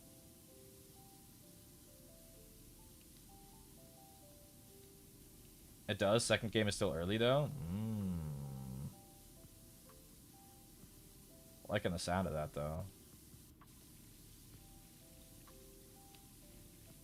I think that's like the end game for all these simulator games, like House Flipper. House Flipper 2 added co-op, and that made it like twice as good. Like, co-op is like a no-brainer for this type of game. Especially because it's kind of like, this one especially is like infinitely replayable. Even like more so than like House Flipper. Like you could, like, yeah, if I waited a couple weeks and a friend was like, you want to go clean that Thunderhawk? I'd be like, yeah, man.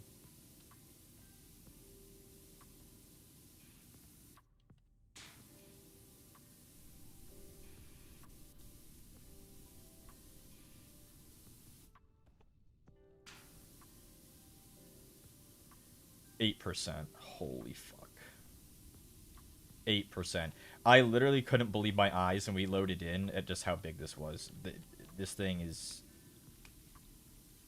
beyond Mortal Ken.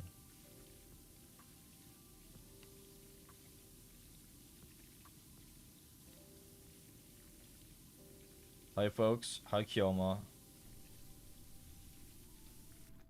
Kyoma Yume. Are you a Yume for Kyoma, or is that just your name?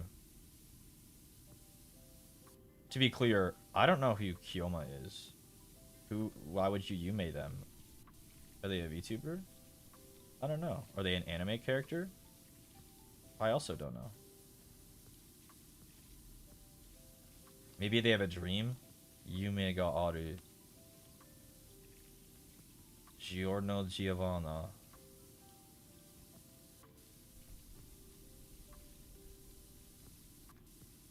I always thought Japanese was interesting for having a different word if you're talking about having something that is animate and something that's not. Aru and iru. I always thought that was an interesting distinction.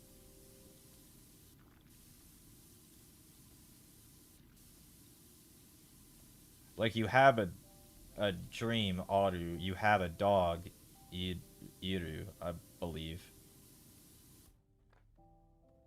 Kyoya? Oh, not even Kyoma. I misread it. Unlucky. That whole tangent for nothing.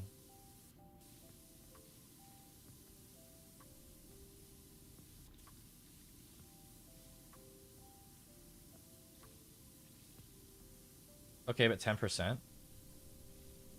How is this only 10%? Look at this. Holy moly. It's chill, we're getting there.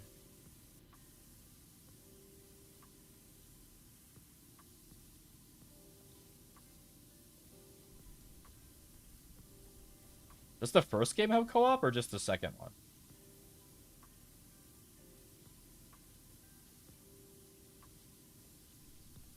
You tried turning the Warhammer on and off again? That's a good point. Maybe if I did that, it would be clean.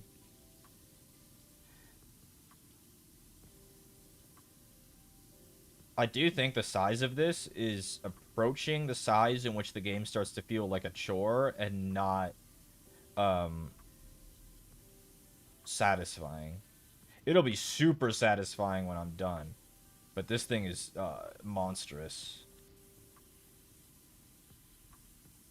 Which is why it's like, if we had 2 people to clean this, then it's like, oh, now we're talking.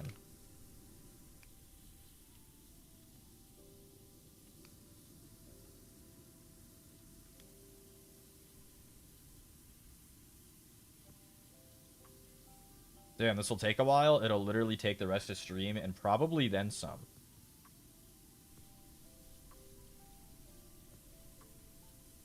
But I'll do my best. But we don't cut corners here. I'm gonna take my time still, too.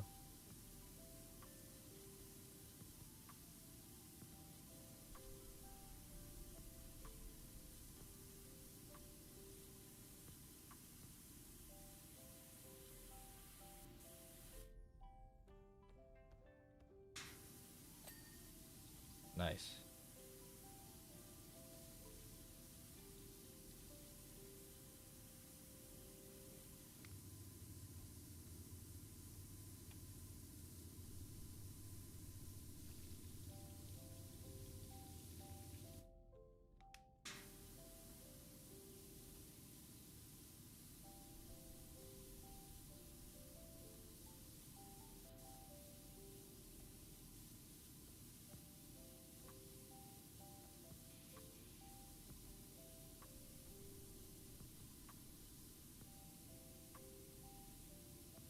What do you think this smells like under here? Especially like this? Even the bottom? Oh yeah, this thing's completely modeled underneath. I haven't even gone back there, and I'm not going to. I'm not even gonna go look. I'm not even gonna go look. Not even gonna go look. We're doing this thing a third at a time. A third at a time. Not even gonna go look.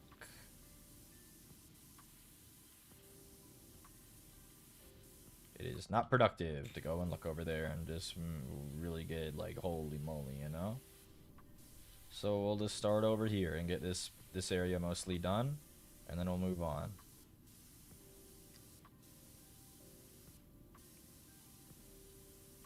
Glad to have woken up to this voice. I'm glad you guys like it. I'll be honest, I've never, like, disliked my voice, but I also feel like it's not very distinct. Like, it's not super bassy, and it's not super pretty or anything. It's just, I just speak clearly, and I guess that's enough.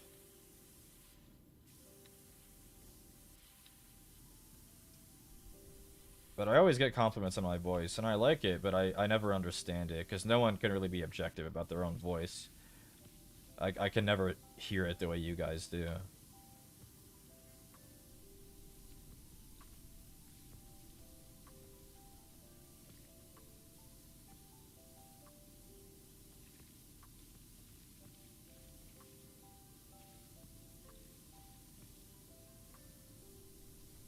%, just about. Huge.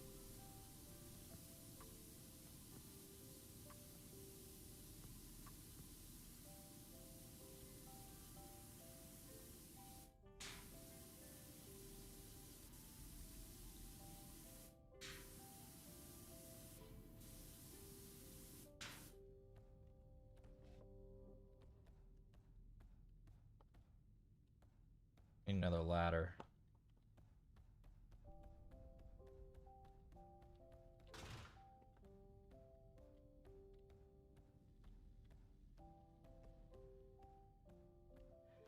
I feel with bassy voices in particular, it's especially different from what you hear in your skull.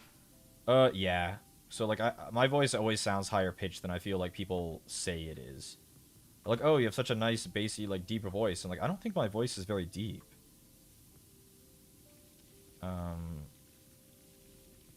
Yeah. Shiki, congrats on monetization. Welcome to FSP. Love your face. Thank you.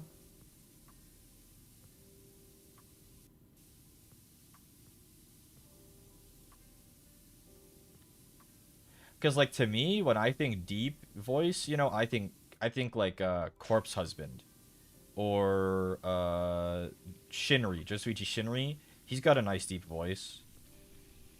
I don't think, like, to me, I don't think my voice even, like, comes close to those.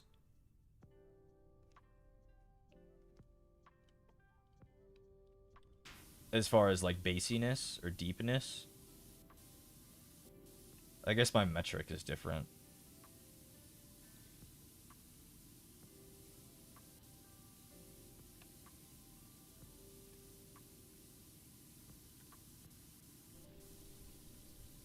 Voice is soothing, your cadence is nice, just what people say they like your voice. You could read bedtime stories. Thank you, Zara Stars. And of course, Jackals. That's a fun name, Jackals. Like, that's like from Halo. Dude, look at this goofy bolter. What a goofy gun. Looks like it's made out of Legos.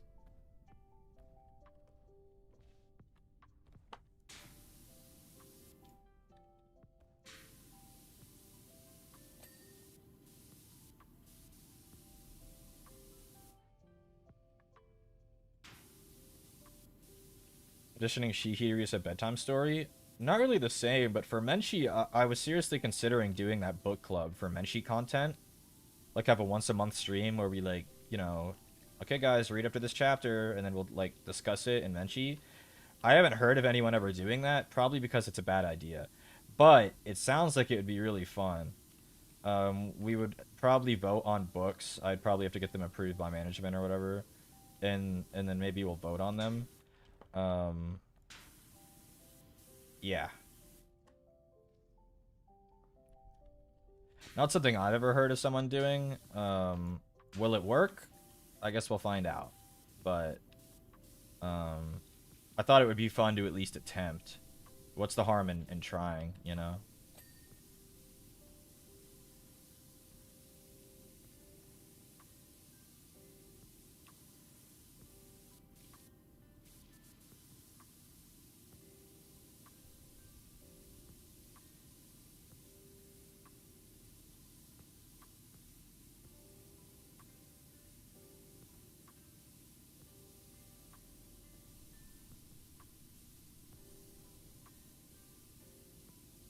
The other side being completely yellow is cracking me up. Like, literally. And it's not even just the other side. It's like the other 70%. There's still so much. It's chill. It's chill. We're a little bit at a time. And before you know it, we'll be halfway there. Living on a prayer. You want the white folks to get bumping? That's all you gotta say. FYI, that's a nice hack for you guys. I've learned that in my time as a Shikigami when I was summoned to be a DJ.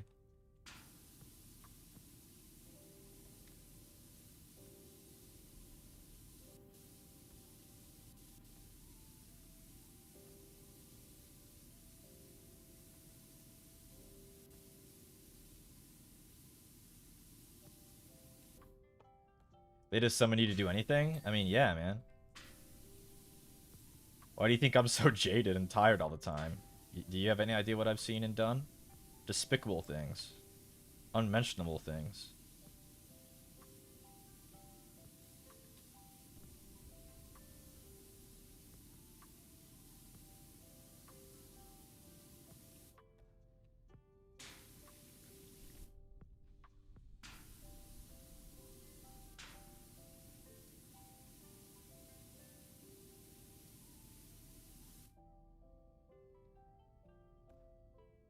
Oh, fuck.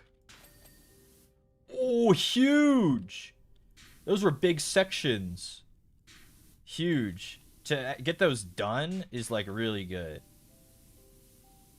Again, unlike the knight, this is a very... It's built out of very simple shapes. So maybe it'll be easier to get done, like, before... Like, I won't have to go and spot check as much, hopefully.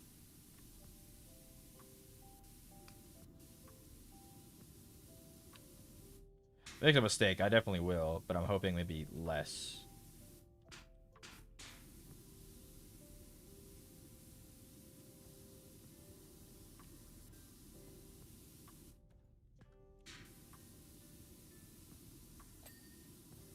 That's also huge.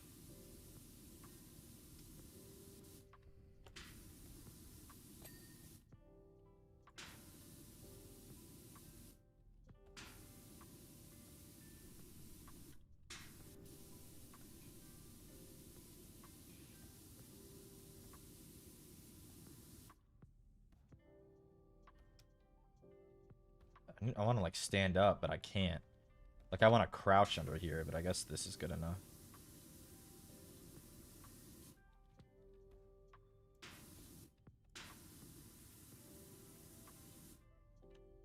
Oh, God.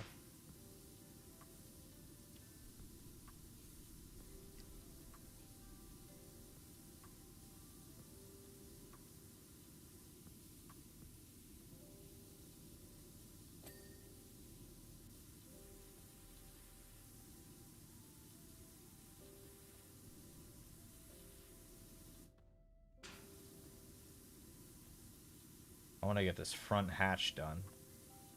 I always liked the design of the Thunderhawk. I think it's cool to have a plane with the hatch on the front. Is that dumb? You think so, but this thing is what do they call it? Space-worthy? So you ram the head of this through the hull of a spaceship after softening it up, and then the door drops. It's also like a landing craft. Yeah? Did the pilots die? Yeah? Does anyone care? Not really.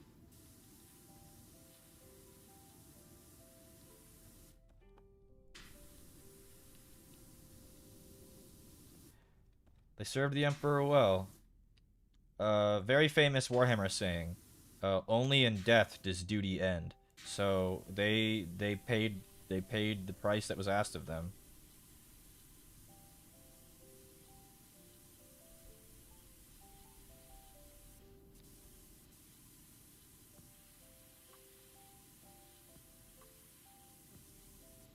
And also, I think some of the designs, if we're going to break out of the universe, they were designed to be fun to look at and play with over designed to be functional. So, like, this is a cooler design than having the hatch on the back. Hi, Shiki. Hi.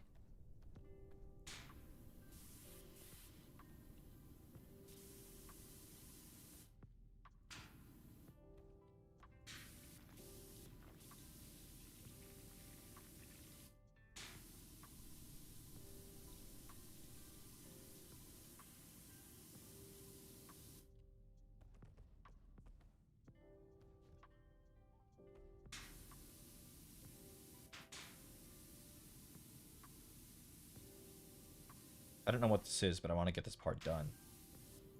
It's underneath, isn't it? Always is. Get clean.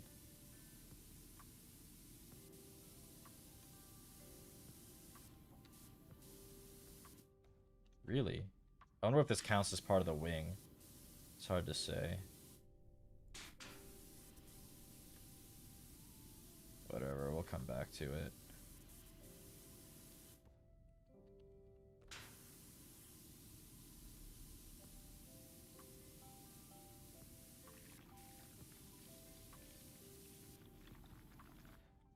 It's kind of like brushing teeth, so satisfying. It is a bit like that. It is a bit like that. This top angle is bad. Gotta clean our heavy bolters. Won't do to have dirty heavy bolters.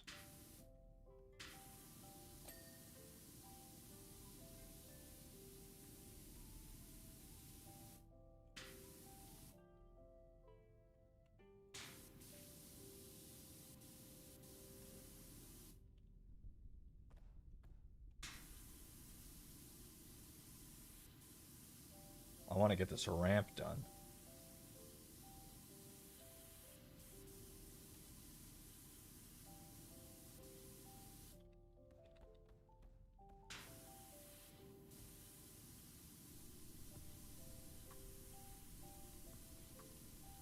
Close. I bet the top is still bad.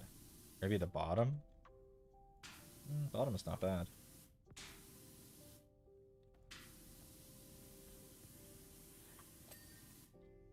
Nice. Huge. With the ramp still, huh? Wonder where it is. Right there.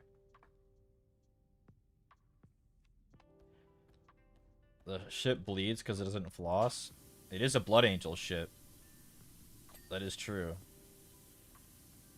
Here we go. That's something to talk about. The Blood Angels. The Blood Angels are a chapter of Space Marines whose gene sire was Sanguinius. Sanguinius was a mutant who had angel wings, but because he was a son of the Emperor, everyone said, "You're one of the good ones," and so he was allowed to live. When Horus did the heresy part of the Horus heresy, Sanguinius was killed by him in the climactic siege of Terra. They don't call it Earth, they call it Terra, because that's more epic. And the psychic shock of their Primarch dying sent all of the Blood Angels insane. So now all of them are on a clock where eventually, during their lifespan, they go crazy and start seeing every other living thing as Horus, and they go into a blood rage and try to kill everything. So when that happens, their armor is painted black, they're given bare bones weaponry, and they're sent on suicide missions in a company called the Death Company. Yep. It's called the Black Rage. Also, they all have something called the Red Thirst, and basically it means that they're vampires. They all drink blood. Yep. They're a bit messed up. They're in a pretty imperfect chapter. Their gene stock isn't very pure. However, in recent history, one Space Marine came back from the Black Rage. Mephiston, Lord of Death, Chief Librarian of the Blood Angels, was able to come back from it in the first time ever. So there is perhaps hope for their chapter. So that's exciting for them. Big news.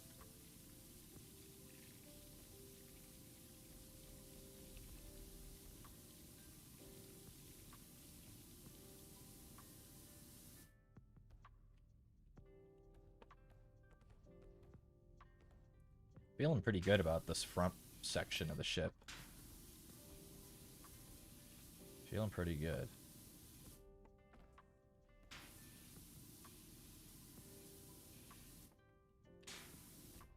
Is it 100% clean? Absolutely not. But, like, I didn't do too bad.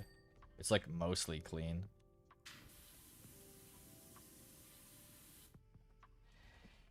Warhammer was originally fantasy, I believe. Didn't 40k later? I actually am not sure. I know Warhammer 40k is, like, from the 80s. I don't know if Fantasy Battle came first. They're pretty similar in age, though. Warhammer Rogue Trader is, quite old. The first edition of 40k.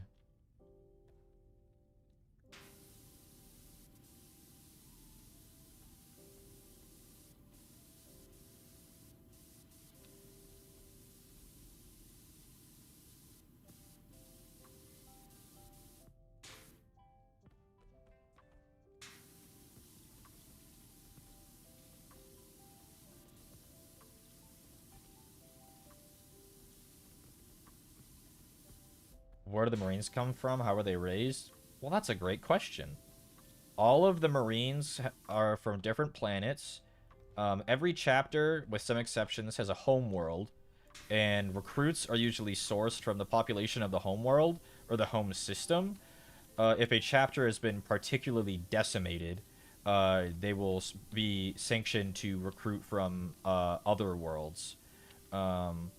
And a Space Marine is a barely human monstrosity that is the amalgamation of the implantation of many, many extra organs as well as years of training. So they will take a usually prepubescent boy who isn't fully formed yet, obviously, and they will implant them with many organs. They get an extra set of lungs. They get an extra heart. They get a bunch of different new glands. One of these glands being the gene seed, which is the gland with all the genetic information that will inform their growth into a space marine. Very important. They're also given something called the black carapace, which is a kind of subdermal layer just underneath their skin that is the neural uplink to their power armor. So they all have kind of a hard, like Kevlar-like material underneath their skin. They can spit acid. Their blood coagulates extra, extra, extra fast. So it's very difficult for them to bleed out from injury unless the injury is very, very severe. Yeah, they're really insane. Like a space marine is so far from being human as to basically be a different species. And the irony is that they're the safeguard. They were told to safeguard the human species, and some of them push back against that. Like the Iron Hands chapter, they push back against that, and they say like, why should we safeguard them? They're like literally, they're like sauceless. Like we're better than them. Yeah, they're very, very tall. They're very, very tall, even outside of their armor. Um, yeah.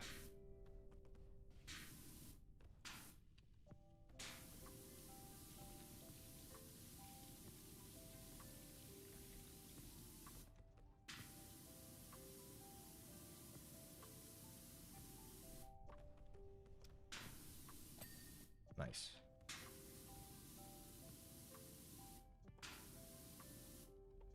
Honestly, sounds terrible. Welcome to Warhammer.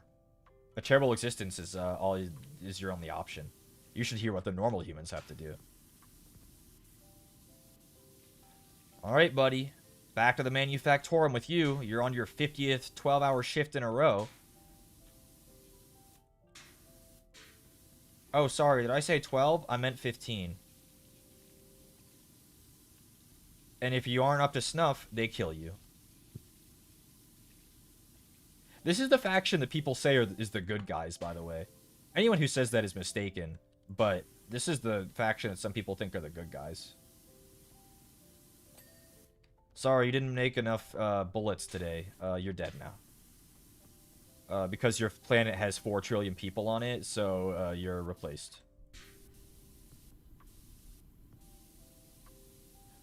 Okay, maybe not trillion, but billions and billions, tens of billions.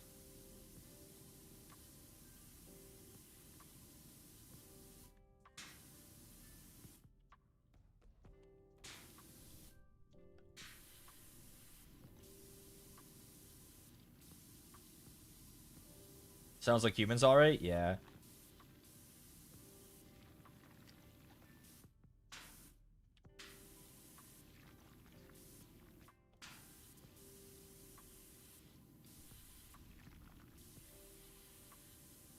It's supposed to be satire, Warhammer, but there are some people that take it seriously. Like the Empire, like the Imperium of Man is some uh,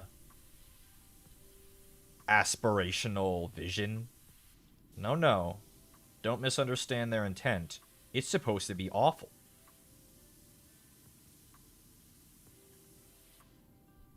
Those who made this ring knew what they wrought. Do not mistake their intent, or all will perish as they did before. Gravemind from Halo 2. Hope you liked it, because there will be many more Halo quotes where that came from. Gravemind always... I mean, like, what's that meme? When Gravemind's on screen, so you gotta lock in and listen to his life-changing lines? Like, literally. Dude only speaks in rhyme and, like, a riddle. So eloquent for an amalgamation of corpses. How do you do that?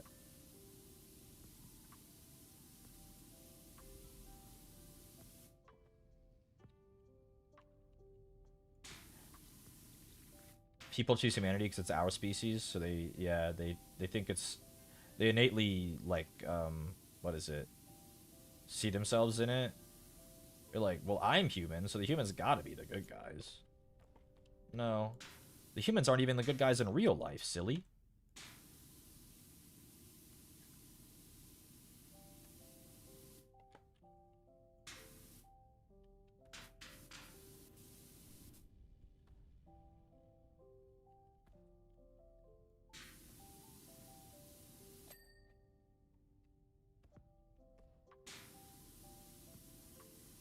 %? We call that progress, y'all. We call that progress.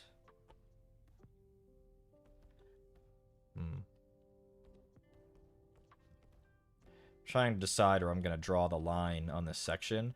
I'll probably draw it like here.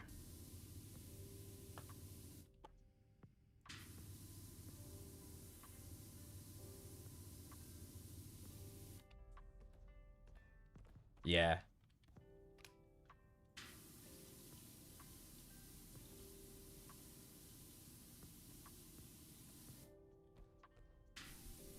I'd be a gooby little alien if I could. Yeah. The orcs have a better existence. It's simple. It's short. But they're probably happy the whole time, which is more than basically anyone else in the universe could say. That's another tangent to get into. Orcs in Warhammer. I think some people hear orcs and they kind of turn their nose up because they're used to Tolkien orcs. They're like, wow, another orc in my universe. Warhammer orcs are made out of fungus. They sprout from the ground. So an orc invasion is never truly over unless you like burn the entire planet, because when they die, their bodies spore into more orcs that will sprout in a few years. So you're never really done. I've heard he's a fun guy. Wow, Gigglepox, that sure was funny. I almost forgot to laugh. Also, so like psychic abilities are a thing in Warhammer, and every race except for some exceptions have some innate psychic connection. And the orcs have like a psychic, almost like a race-wide psychic like link, and because they're all latently psychic, the things that they believe become real, because the psychic abilities in Warhammer are connected to a kind of sub-reality called the warp, and it's kind of where the magic comes from in the setting. And so the orcs are all latently psychic, and so they're all the collective power of their psychic belief makes things real. So you'll see a lot of orc vehicles that be painted red because they're all low IQ, you understand. They believe that red makes things go faster. and because they believe that, it literally becomes true. So red things are faster if an orc is in the driver's seat. Similarly, orc weapons and science is all basically a bunch of garbage. Their guns shouldn't work. Neither should their cars or their spacecraft or anything they make. There is no real science behind it, but they all believe it works, so it does. A popular fan theory is that the Emperor of Man is still alive on the Golden Throne because the orcs have heard he's the strongest being in existence, so there's no way he can die, and so he doesn't. The orcs are really goofy. They're really fun. They are in a setting where many things are take themselves very seriously. The orcs don't take themselves seriously at all. I want to say purple makes things hard to see, so purple things are invisible. And also they all have like a British like gutter accent. Because of course they would. They're like your average roadman in Manchester. Throw a petrol bomb through your window. Have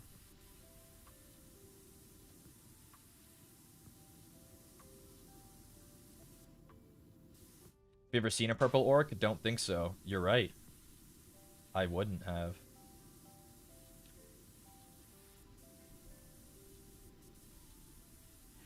That's why the most powerful orcs are physically larger than the other ones, because they believe if this guy's the most powerful, he's got to be bigger than us. So, like, as an orc grows in notoriety and his feats grow, he literally grows. He becomes huge. Like, the strongest orcs are like probably over a dozen feet tall, like, easily. Hi. Hi, Celestia.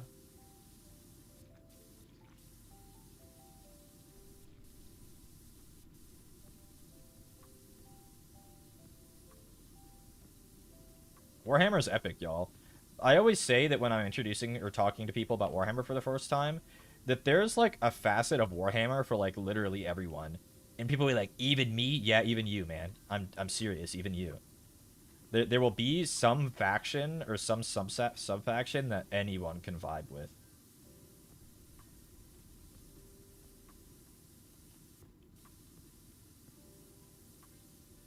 Hyperfem girly girly? Maybe not hyper fem, but there are definitely things that I would say are fem leaning. At the end of the day, it's uh like a heavy metal like satire on like retro sci-fi. So you can only stretch it so far. You know, you're not gonna find like a My Little Pony faction or some kind of girly pop K-pop faction. But like you'll find things that are like ish.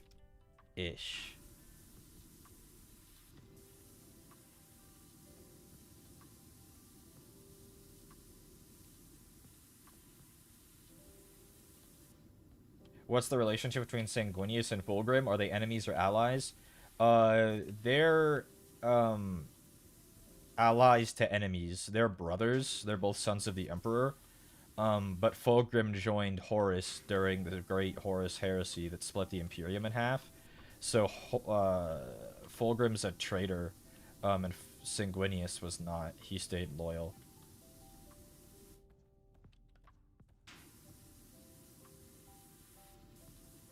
There are 18 sons of the Emperor. Half of them turned traitor, and the other half did not.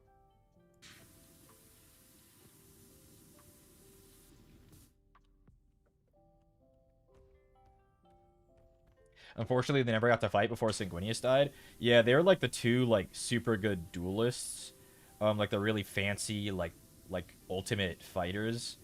Angron is like a killing machine, but as far as like dueling, Fulgrim and Sanguinius were like the duelist brothers.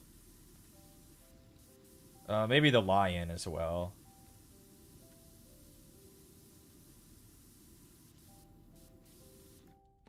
They were also both pretty boys. Yes, they were both pretty boys.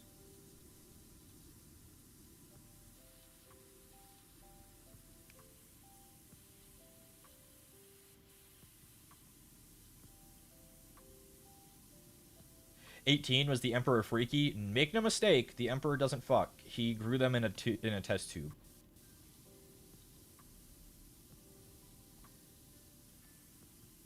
Pretty boys? Yeah, they both have beautiful long locks of hair.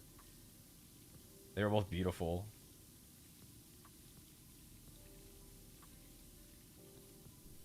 A test tube? Yes, a test tube. They were all test tube babies. Every single one of them.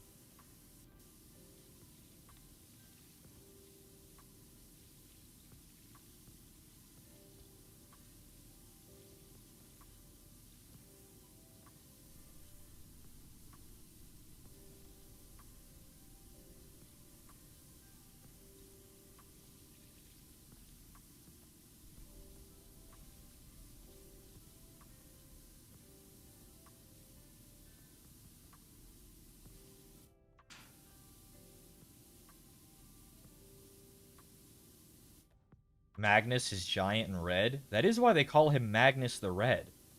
He do be red.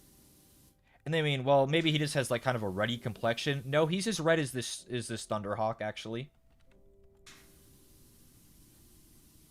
Hey man, why you called Magnus the Red? He's red. When they're writing him. Why we call him Magnus the Red? Oh, he's red. Okay. Yeah. And yes, he was always red. I believe.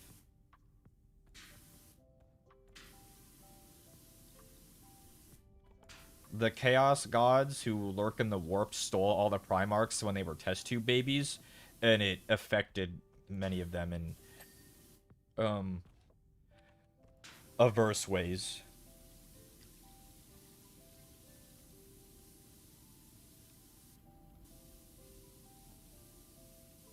Some of them got a better deal than others. They got scattered throughout the galaxy, and some of them got put on pretty good planets, and some of them got Hell World. Yeah, man, you're on Hell World. Mortarion, Hell World. You'll find that most of the ones that turned traitor were on Hell World. There's kind of a theme there. Like, the world that's always nighttime. The world that is owned by a slaving class. The world that is covered in toxic gas all the time. Yeah. Me when I'm on Hell World? Yeah. One of them turned into Batman because he was on Hell World, but it's like Batman if he skinned people alive for petty crimes.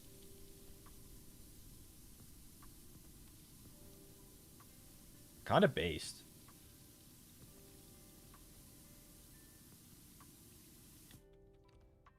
Batman who skins people alive is crazy? Yeah.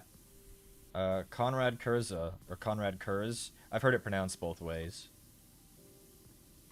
Primarch of the Night Lords. He died. Unlucky. He was cursed with foresight, and he saw that he would die. And so he kind of went cuckoo for Cocoa Puffs.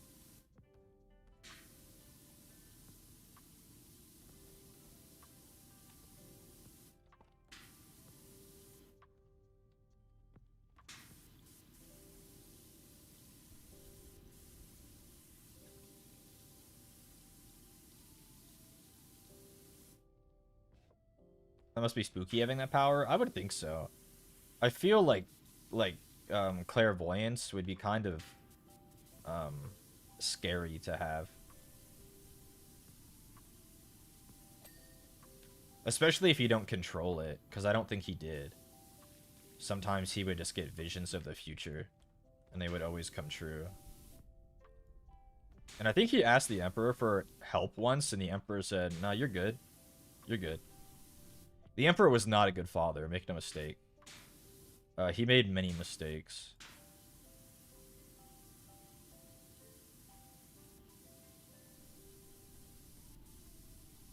He was working on his man cave for a while. That was a big mistake. He was working on his man cave in his palace basement. That went wrong. Yeah, there were many things that went wrong. You're talking heresy? Yeah, of the Horus flavor.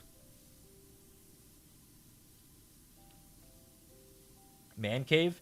Yeah, so the Emperor was obsessed with reconnecting the lost kingdoms of humanity, right? So humanity was spreading throughout the stars, and then the great warp storm split communication between all of the human worlds, and for centuries they were no contact, and the human Imperium was sundered. And the Emperor came and conquered humanity for the purpose of reuniting them in his what he called the Great Crusade. And after a while, he learned of the Eldar and they're like space elves, and they called them the Webway, and it's kind of a highway through the warp that you can safely use to travel long distances near instantly. And so he was like, dude, we need a human webway.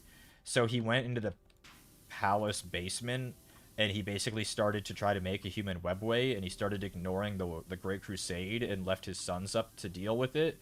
And it didn't work out because while he was not paying attention to them, they and all their daddy issues started fighting each other, and it all fell apart. It all fell apart.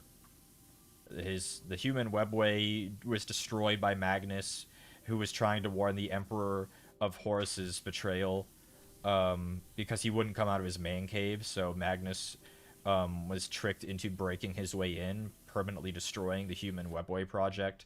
So that was a shambles. Yeah, it was a whole thing.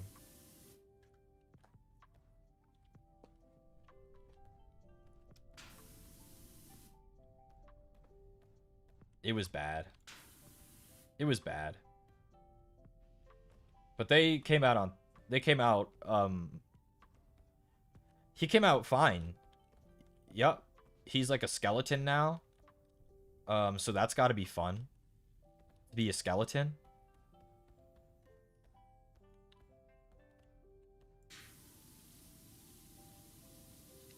The Emperor was mortally wounded by Horus, and his last conscious act was to wipe Horus's soul from the Immaterium so that the Chaos Gods couldn't bring him back. And then after that, after Control Alt deleting Horus, he was basically dying. But the God Emperor can't die. He's the God Emperor of man. So they put him on this device called the Golden Throne, which, if they sacrifice 10,000 psychic people to it every single day, it will keep his psychic, like his mind, alive inside of his corpse. They don't really know if he's still alive. He doesn't really talk or give any signs. So if he's alive, it's basically super hell. And if he's dead, then he's dead. It's kind of up for debate whether or not he's alive or not.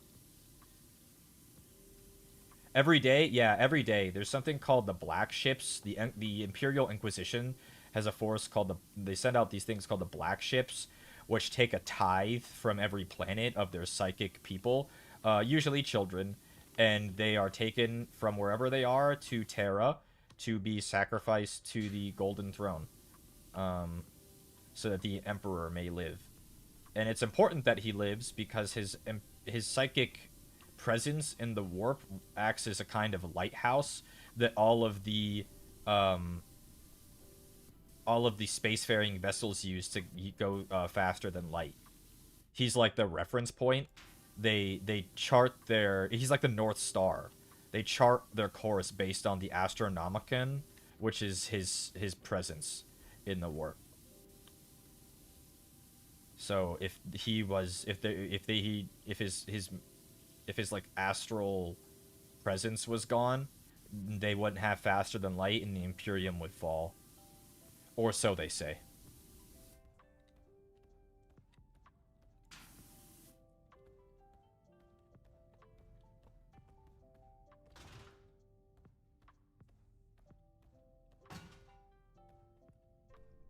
Kids don't have a good time in the Warhammer universe. Nobody does. That's why it's fun.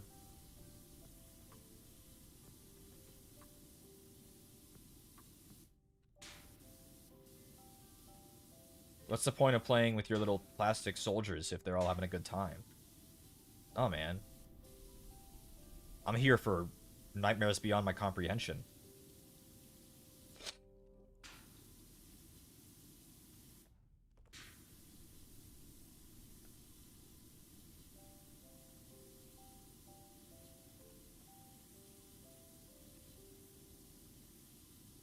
I could go on forever. I do think it'd be fun to have like a Zatsu, like a Warhammer 40k like Zatsu, where I like do like a primer on the universe and the major players and stuff. It sure would be fun. Would anyone watch? I don't know, but it would be fun to do anyway. Didn't know it goes that deep. When I said 40 years of lore, I meant it. It's more like 45 now.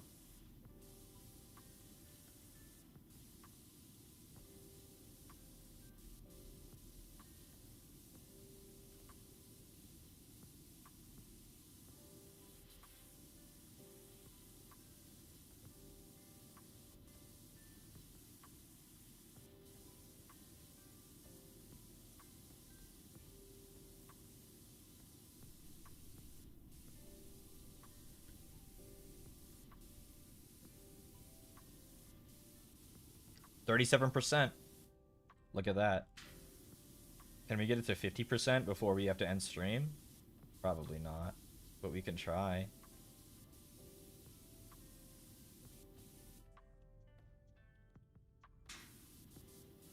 Besides the Fists and their successor chapters, who's your favorite chapter master?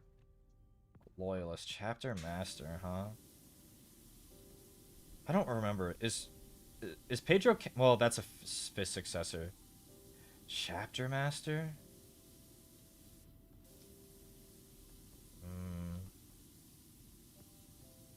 I mean, I like Calgar. He's kind of fun.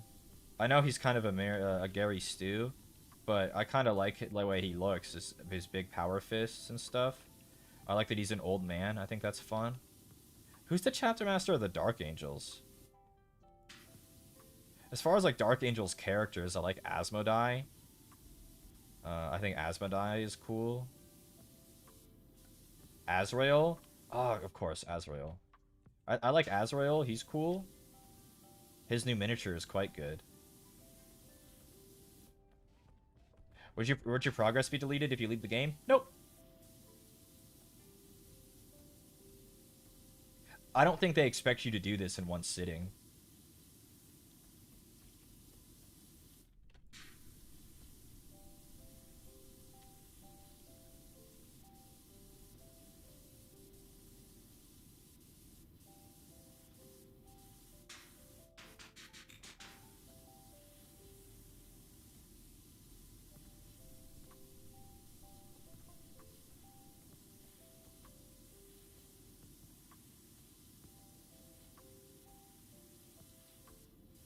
Big ol' las cannon.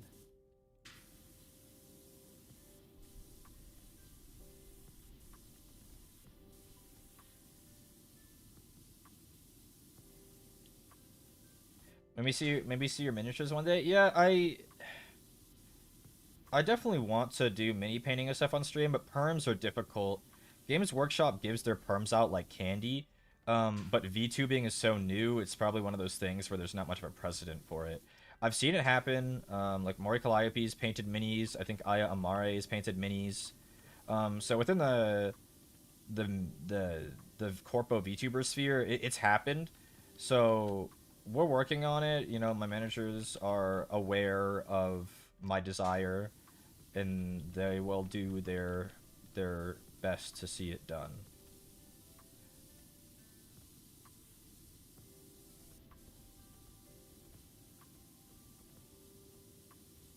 As is dope as hell, and personal favorite is Tyberos of the Carcharodons. The Red Wake? That would be epic. Carcharodons are definitely one of those, like, non-founding chapters that, like, everybody seems to love. They're so popular. They're, like, up there with the Black Templar, with, like, chapters that have, like, become more popular than their founder.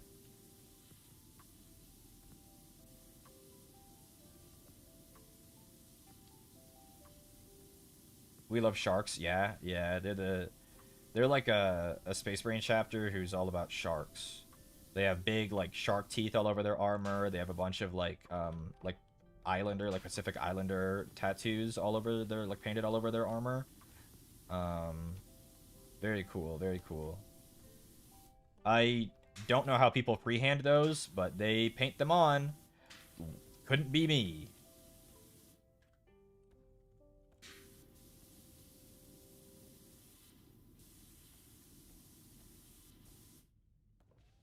Didn't expect a shark chapter. Well, the thing is, in-universe history and Imperial record is very bad. There are many things that have been lost to time. Just because the span of time the Imperium has existed, and how shitty their technology is, and how many times they've changed or not changed. Anything can be canon, basically. Like, many people make up their own Space Marine chapters, and because nobody knows how many there are, there's nothing saying that your chapter isn't real. Yeah. Anything you say? I mean, have you heard the bad shit stuff we've talked about in the past hour? Would anything you can come up really be any more insane than that?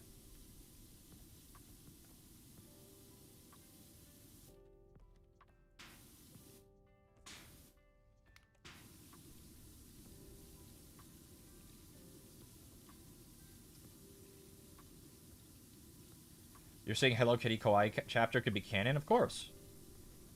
As long as you come up with lore for it, anyone would. There's, especially if you like take this to like a real like official event, like in a Games Workshop store. No one can tell you your chapter isn't like legitimate. It's against the nature of the hobby.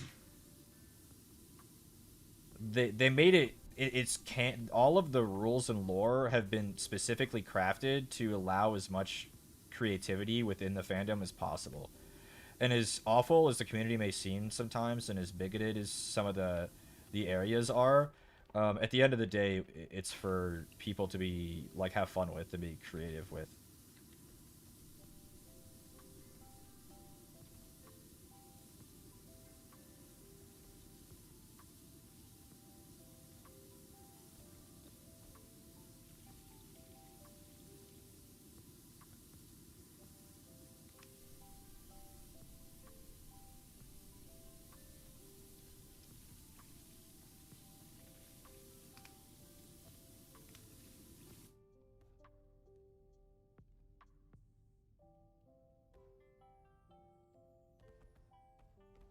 Been a while since we looked at it from over here. Okay.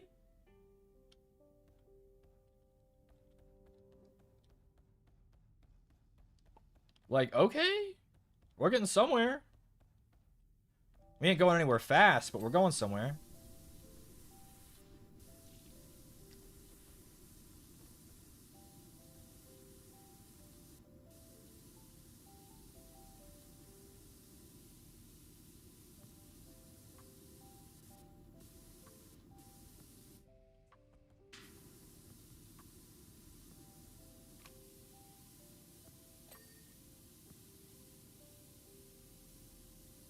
This makes me want a Thunderhawk really badly. Hold on, I need to look it up. I need to look it up. They don't sell many of these often. However, when I was in the Tokyo Games Workshop earlier this year, they had one. It's rare to see a store actually have one physically. The Akihabara Games Workshop is so good. It has so many expensive, rare models in there. The 2-scale Thunderhawk is actually not as bad as I thought. I said 1,500. It's $950. Okay. Yeah. That's attainable, right, guys?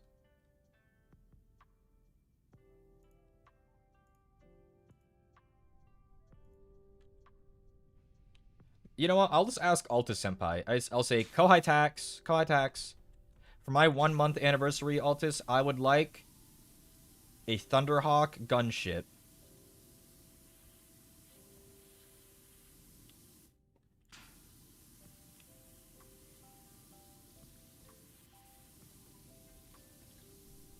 And because he's a dutiful, sweet senpai, he will buy it for me.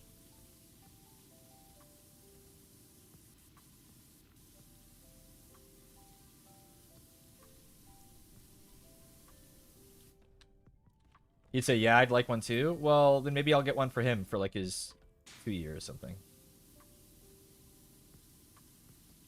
I don't even know if he collects Space Marines. I want to say his poison as far as 40k was Tau. I thought he liked the battle suits and stuff. Don't quote me on that though, but I want to say he liked Tau. I think he liked Tyranids too. Pretty based.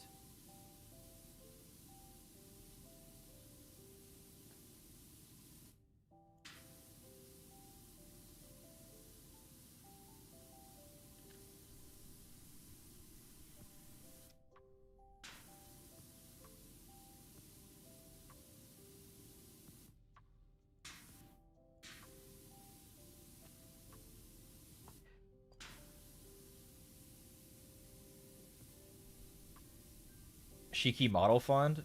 I got a lot to pay for before I pay for models, guys.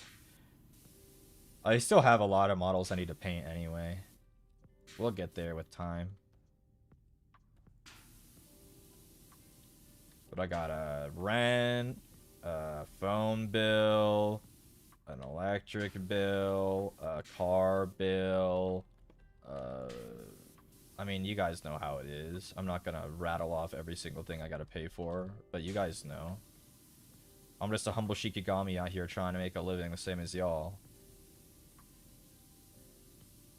Divine Intervention, it wasn't worth as much as it used to. It used to be worth a little bit more. They used to, like, give me stuff, like, you know, seats in the Imperial Palace, and, you know, a place of power in the court. And now it's like, bro, I can give you 3 cents. Brother, what do you mean?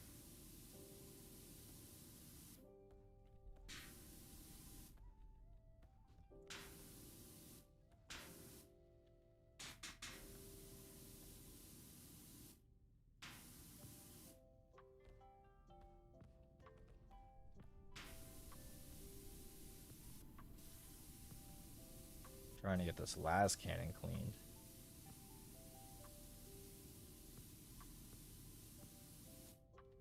It's a bit difficult.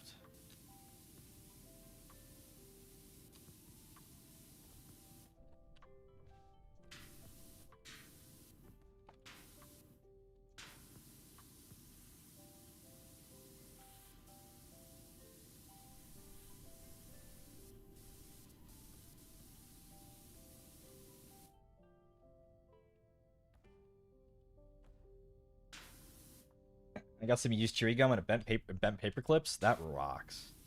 You could like make something out of that. Better than 3 cents.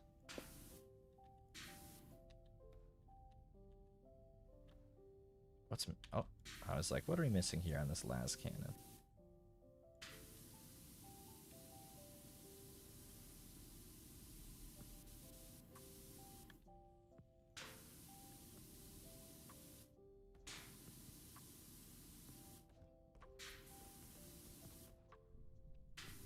Okay, we're making good progress.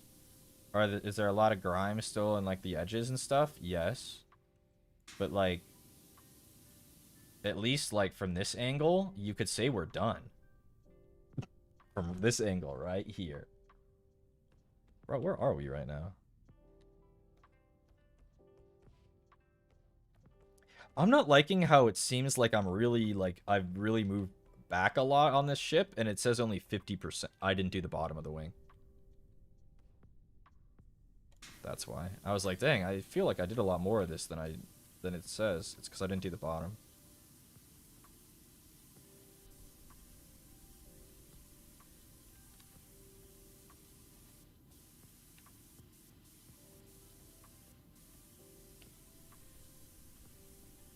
We're in a cathedral, yeah. Well, the Imperium is very Gothic inspired. Lots of stained glass and skulls and, yeah.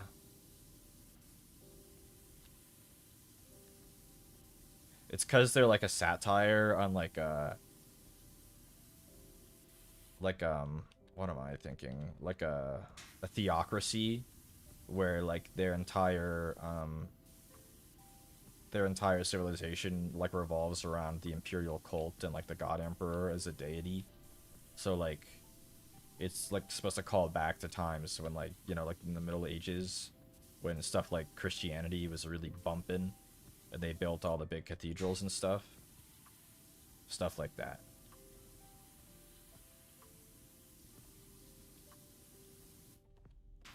40% already? Make no mistake, it's been over an hour. I think it's been an hour and a half, almost.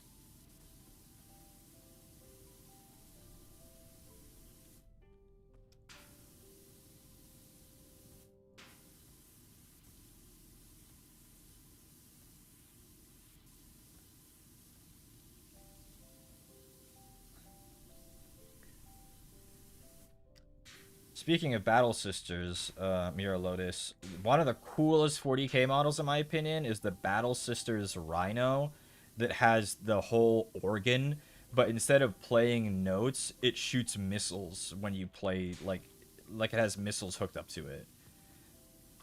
The Sisters of Battle are so cool. They're like battle nuns, but that kind of oversimplifies them, but like you get the idea. Where they're like hyper religious, like sect of women who are all like fighters.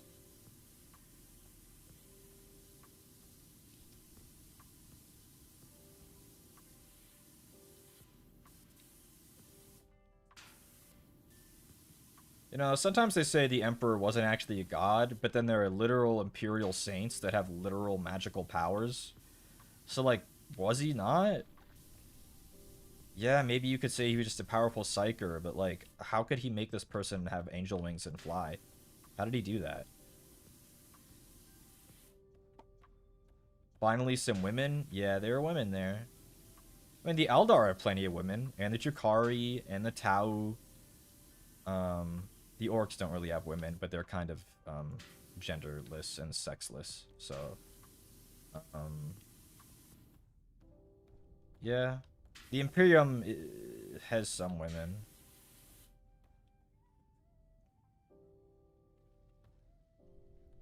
Non-binary orcs. I would say less about being non-binary and more about being agender completely. Like, I'm not even sure if they would have any kind of labels. They have no sex organs, not really. They all look the same generally. They're like agender. I don't know. I'm not really qualified to talk about this kind of stuff, but they're made from fungi. That makes sense. Yeah, exactly.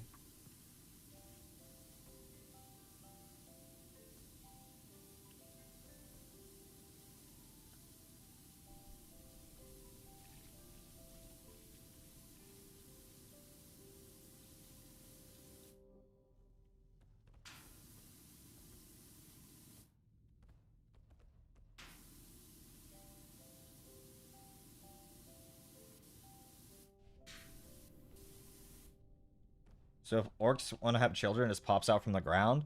Yeah. The children pop out. Well, not even a child. Like a fully formed orc pops out of the ground. Oh, and also orcs is spelled with a K because they were quirky with it.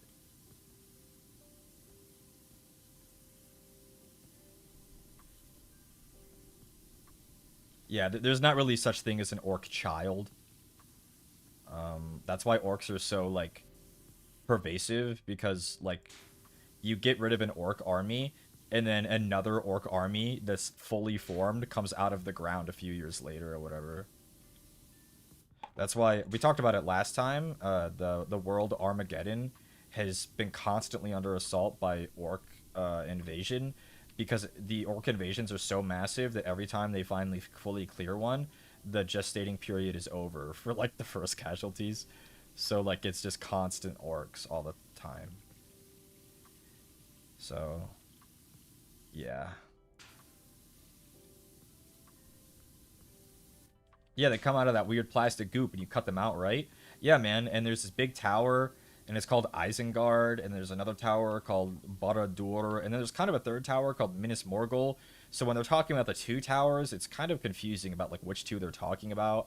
Like some people think that it might be Minas Morgul and Barad-dûr, but like I'm not really sure because Isengard features much more heavily in the book and the movie. So I don't really know. It's kind of hard. Who's to say?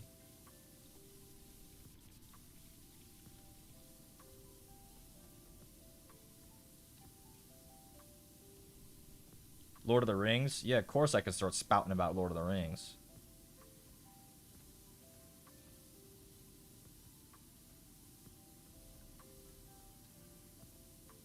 And of course I know the names of the towers.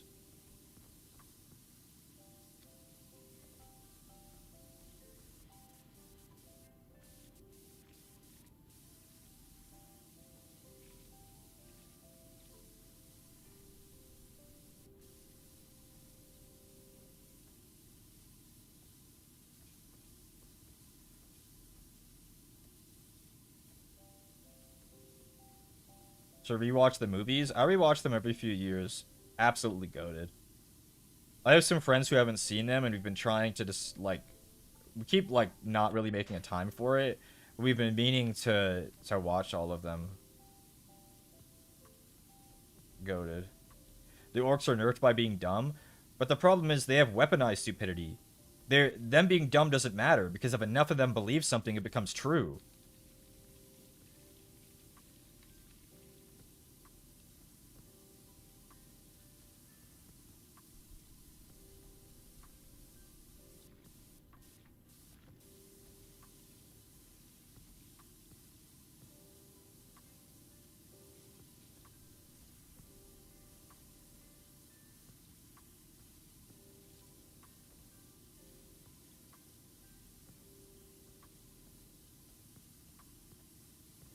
This thruster is very Star Wars to me.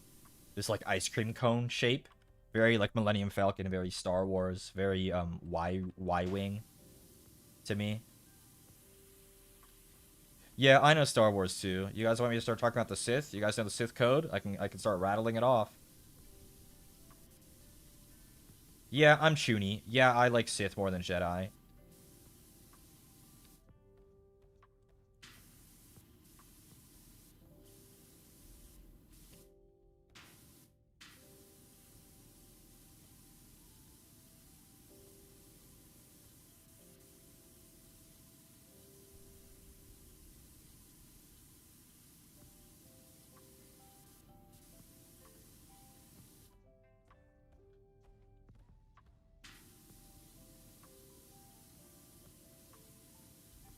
I'm the collector of knowledge, but instead of useful things, it's esoteric lore from popular fantasy and science fiction IPs.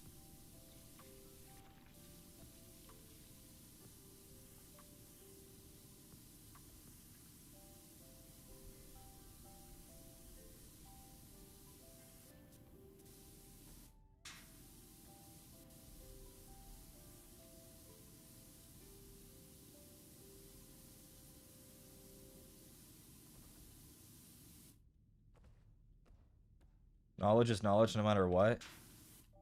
Tell all of my past interviewers.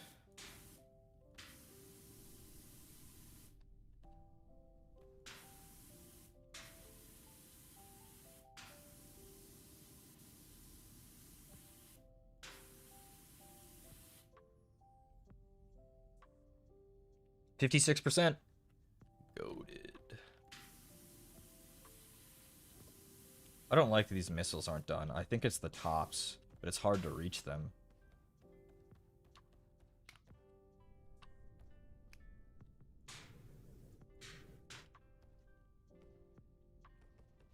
Let me out. I'm Syndrome. Help.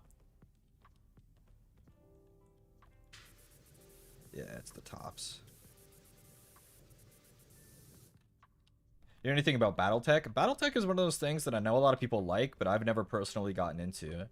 I'm not into stuff that's like, what do they call it? Like epic scale? I like my stuff more heroic scale. Battletech is a little too epic scale for me. I like my stuff to be a little bit bigger. Shit.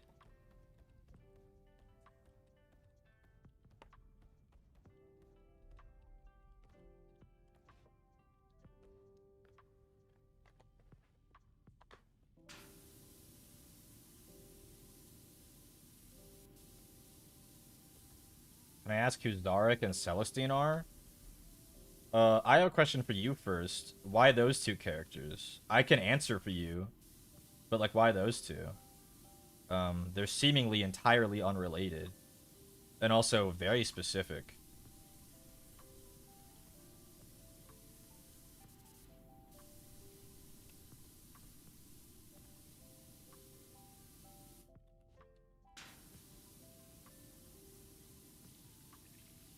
My friend kept sending me memes of them. Heard. The Celestine memes probably are all memes about her being gay. With Inquisitor Greyfax, I believe. And the Zarek memes, honestly, who knows? His memes could go any kind of way.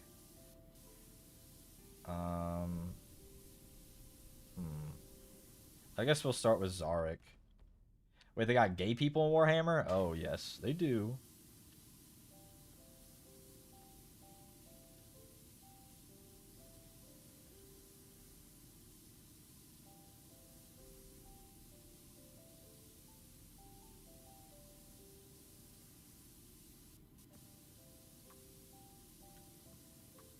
Zarek is the king of the alien race called the Necrontyr, and now called the Necrons, formerly Necrontyr. The Necrontyr were a race of aliens that lived on a planet with a very overactive sun and a planet that was too close to this sun. So they were all plagued by super cancer constantly, and they asked their gods for help, and their gods said, "Sorry, man, that's not really part of our MO. You guys are like cooked. It's all right. Like, we'll deal with it, I guess." So they got kind of mad, and so they found these new beings that were also kind of godly, called the Catan, or maybe the Satan. I've heard it pronounced with a soft and hard C. I prefer Catan, like Settlers of Catan, but Satan I've also heard. They were beings of pure energy that devour stars, and they were also very powerful. And the Catan promised the Necrontyr salvation from super cancer in return for their everlasting servitude. And the Necron said, "Well, that's better than super cancer. I'm in." And so they gave them robot bodies in I guess it was a process called biotransference, and they kind of got bamboozled because the Catan realized that the source of energy, even more yummy than star power, was soul power. And so they ate all of the Necrontyr's souls and put their consciousnesses into robot bodies that were then enslaved to them, lacking free will. And the only one they left free will was Zarek, the Necron king who sold his people into robot slavery. And he kind of was mad about that, understandably, because being willless robots was a bit worse than having super cancer. So using his powers as the only Necron still with free will, used his people to destroy their new gods after destroying their old gods first. So they're one of the most ancient races in the setting. They killed the old gods, they killed their new gods, and turned them into Pokemon. Because the Catan were beings of pure energy, they were able to be harnessed like a battery. So Sarek and his now kind of freed Necrontyr put the ones they could into big batteries and use them as power sources and as weapons of war. But the galaxy was kind of destroyed after what they call the War in Heaven, them versus the old gods and then their new gods. So they all went to sleepy time for a while, and so the Necrons are slowly waking up millennia later, to a galaxy that has completely changed and forgotten them. So they're kind of a tragic race. They're definitely not a good race, though. They're trying to kill everybody on purpose, like very intentfully. They think the galaxy is theirs by right of conquering. So they're all waking back up from sleepy time. And Zarek, being the guy who sold them into slavery by accident, had set himself on a self-imposed exile to the edge of the galaxy. And when he got there, he discovered that all of the Necrontyr, not the Necrontyr, that the entire galaxy was surrounded on all sides by a matter-devouring race called the Tyranids. And he realized that that's kind of no good. And so he's come back from the edge of the galaxy to wake up his people to fight the very real galaxy-ending threat, known as the Tyranids. Um, but they're all infighting, and there's all these other factions that are like, hey man, you're an alien, I don't like that, I'm gonna kill you. Or like, you guys killed my gods like 5 billion millennia ago, I'm gonna kill you. And all these other things. So when people ever ask who do you think the strongest faction in the 40k is, I always sell them the Tyranids, because even the Necrons are afraid of them.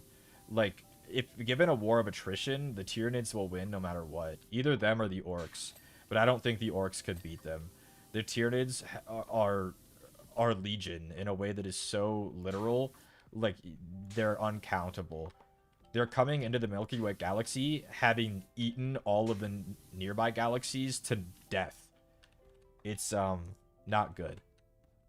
Not good. How's the power wash going? We're 60% of the way through a Thunderhawk gunship, which is really big. So we made some good progress today. The Tyranids, the inspiration for the Zerg. Don't even get me started on StarCraft. StarCraft directly, we'll just say, being directly inspired by Warhammer in a way that is, a bit direct.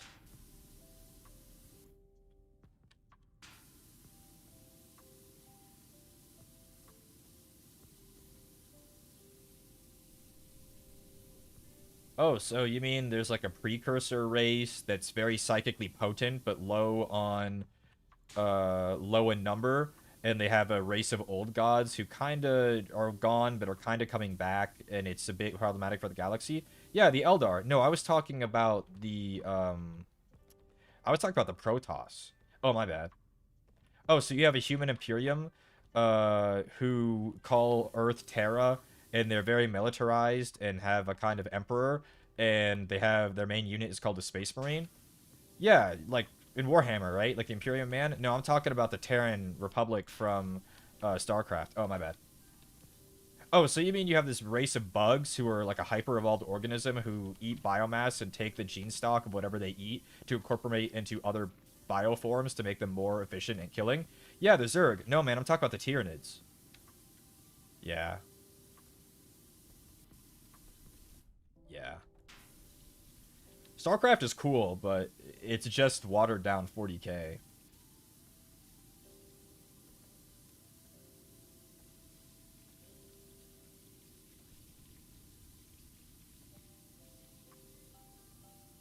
Wasn't StarCraft meant to be a Warhammer game and stuff fell through? I'm not sure about that. If that is true, that's just the first I'm hearing about it. I'd believe it, but I mean, I don't know if that's true or not.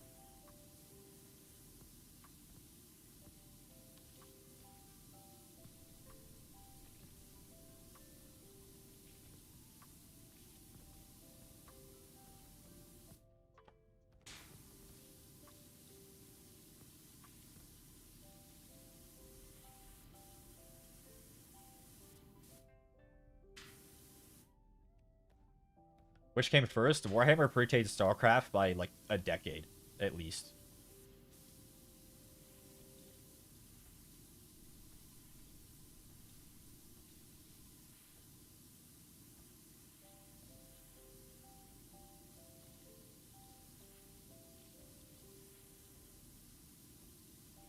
I didn't realize I hadn't touched this wing at all. But I guess they're really big. It takes a while to get through them.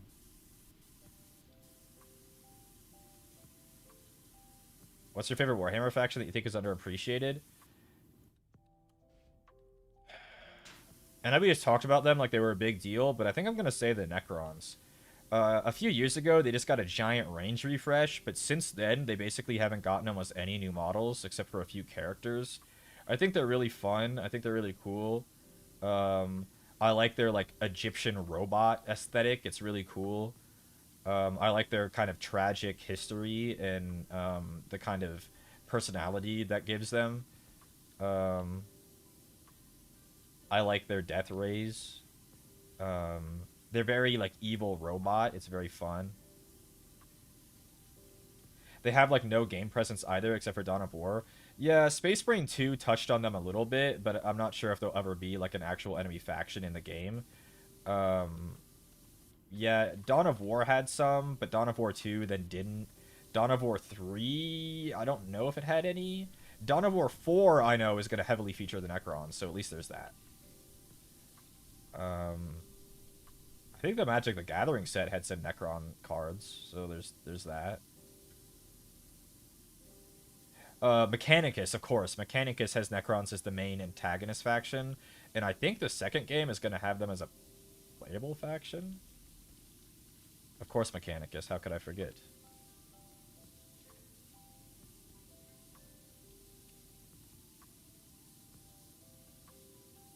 But I really like the Necrons. If I was going to give a different answer, I'd probably say the Eldar, who have one of the oldest ranges in Warhammer that still has ancient models. They just got a bunch of new models in the past few years, but they still need a lot more updates. And they kind of get shit on in the lore all the time for being like the holier than thou, like very powerful ancient race that's kind of fallen from grace. So they're kind of like the narrative punching bag. But I think they're really cool in their own way and have their own nice fun flavor that's more than just like space elves. I really like their aesthetic too. I think the Phoenix Warriors are really cool. The Avatar of Cain is like one of the coolest like units in Warhammer. They get a bad rap, the Eldar, for sure. You get kind of shit on all the time. 40k is very much Space Marines, the game, which is like understandable. I really like Space Marines. I think they're really cool. But there are definitely other factions that I think are just as deserving of love. But it's hard when they don't pay the bills. You know, Games Workshop is like a gazillion-dollar corporation, and you can't just make models for whatever you think is fun or whatever needs models. You need to make models for what pays for the company. So it's a balance and one that they aren't always great at hitting, but it's hard. I heard the Avatar gets a job in stories all the time. Yeah, both the Avatar of Cain and the Carnifex are like the super jobber who, whenever they need a character to look really cool, they have them like solo an Avatar of Cain or a Carnifex, which is like, wow, I don't think that would really be possible, but I guess it is now. Your army of Space Marines? My main army is Space Marines, yeah. But I also have a full army of Necrons, and a full army of Guardsmen, and a full army of Tyranids, and half an army of Orcs, and a small army, like maybe a half-size army of Eldar. Me when I have to solo Carnifex and Space Marine 2 on highest difficulty, like exactly. Like it just shouldn't be possible. Even for a Space Marine, it shouldn't be possible.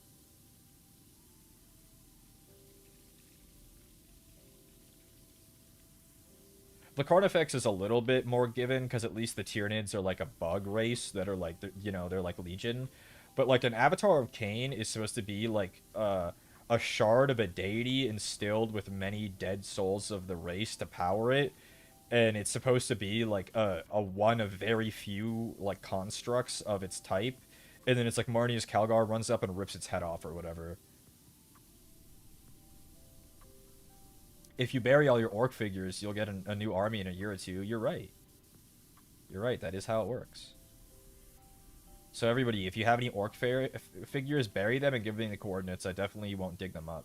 I just want to see for posterity for like science.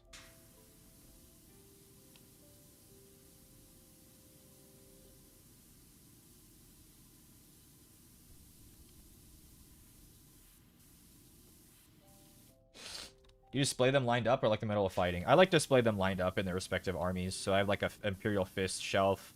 I have two of those. I have a Tyranid shelf. I have an Imperial Guard shelf. And then my like Age of Sigmar stuff has a couple shelves. Like a shelf that's half Skaven and half Stormcast. Archaon and some of my other big centerpieces have a shelf. My Necrons have a shelf with my World Eaters. I forgot about the World Eaters. I have a World Eaters army too.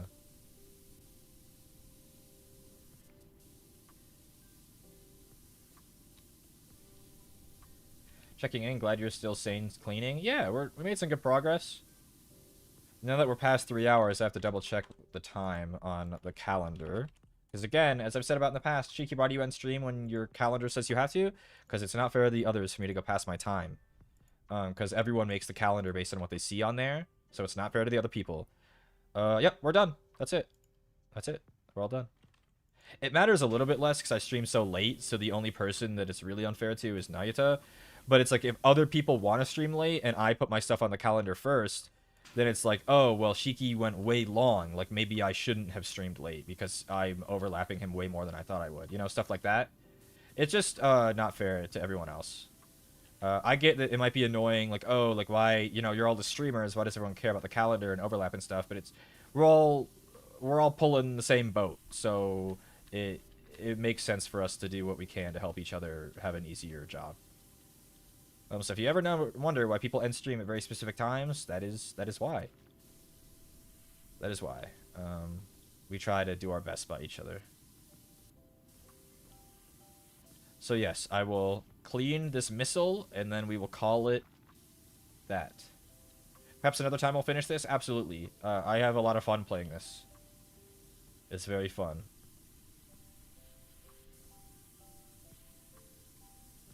Jesus, here, a tip for doing a good job cleaning. Thanks, Jesus.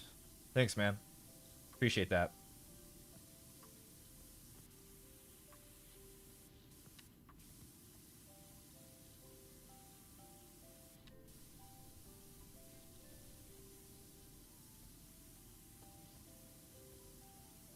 Maybe we'll try to finish this wing to be, like, mostly done. We almost have it, anyway.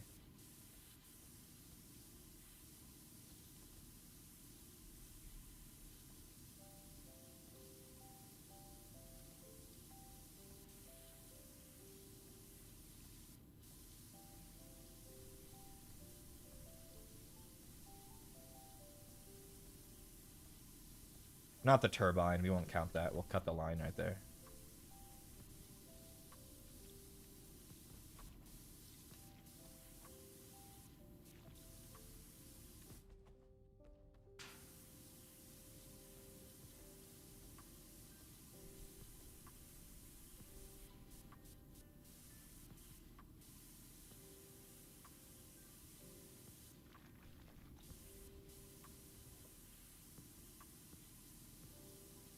I locked in to finish this wing real quick. Is it done? Negative. Can you add more about Warhammer? You don't gotta tell me twice. I love talking about stuff like this. Not just because it's my special interest, but also because I just think it's fun. I think it's fun to share stuff with people that they might not know. It's something that I think is a very niche hobby, as much as it's grown in recent years. I think it's rare for you to find someone who, like, even collects and paints. So, it's definitely fun to do.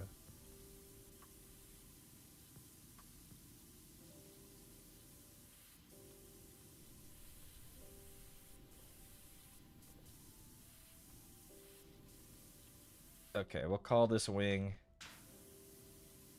good enough. So if I look at it from right here, and I clean the front surface, it looks pretty good.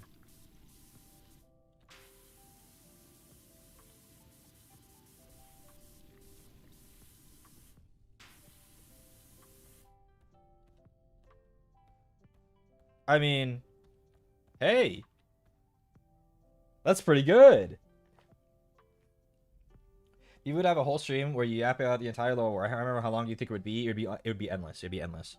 I would have to split it up. I would probably do like faction focused streams, like an Imperium one, and then maybe if we really like the Imperium, like a Horus Heresy one, and maybe one on the Primarchs and the founding chapters. There's a whole lot that you could do.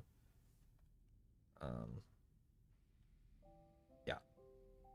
Okay, well, that's it, guys. We're gonna raid as usual. Nayuta Umbridge. It's Nayuta Umbridge. I believe he's the only other one live. Russ goes live, but I think he's ending soon. So we're gonna raid Nayuta Umbridge. He's gonna go for at least another hour. Evie, thank you for the lore. It's been very nice and chill to listen to. You're a good storyteller. Thank you. Many years of practice. Many years of practice. Go see Nayuta, everybody. We're going to this screen now. I I hope you have fun today, guys. Bye-bye. Go see Naita. Bye-bye. Tomorrow. Oh, don't forget. Tomorrow, we have a Marshmallow Q&A stream.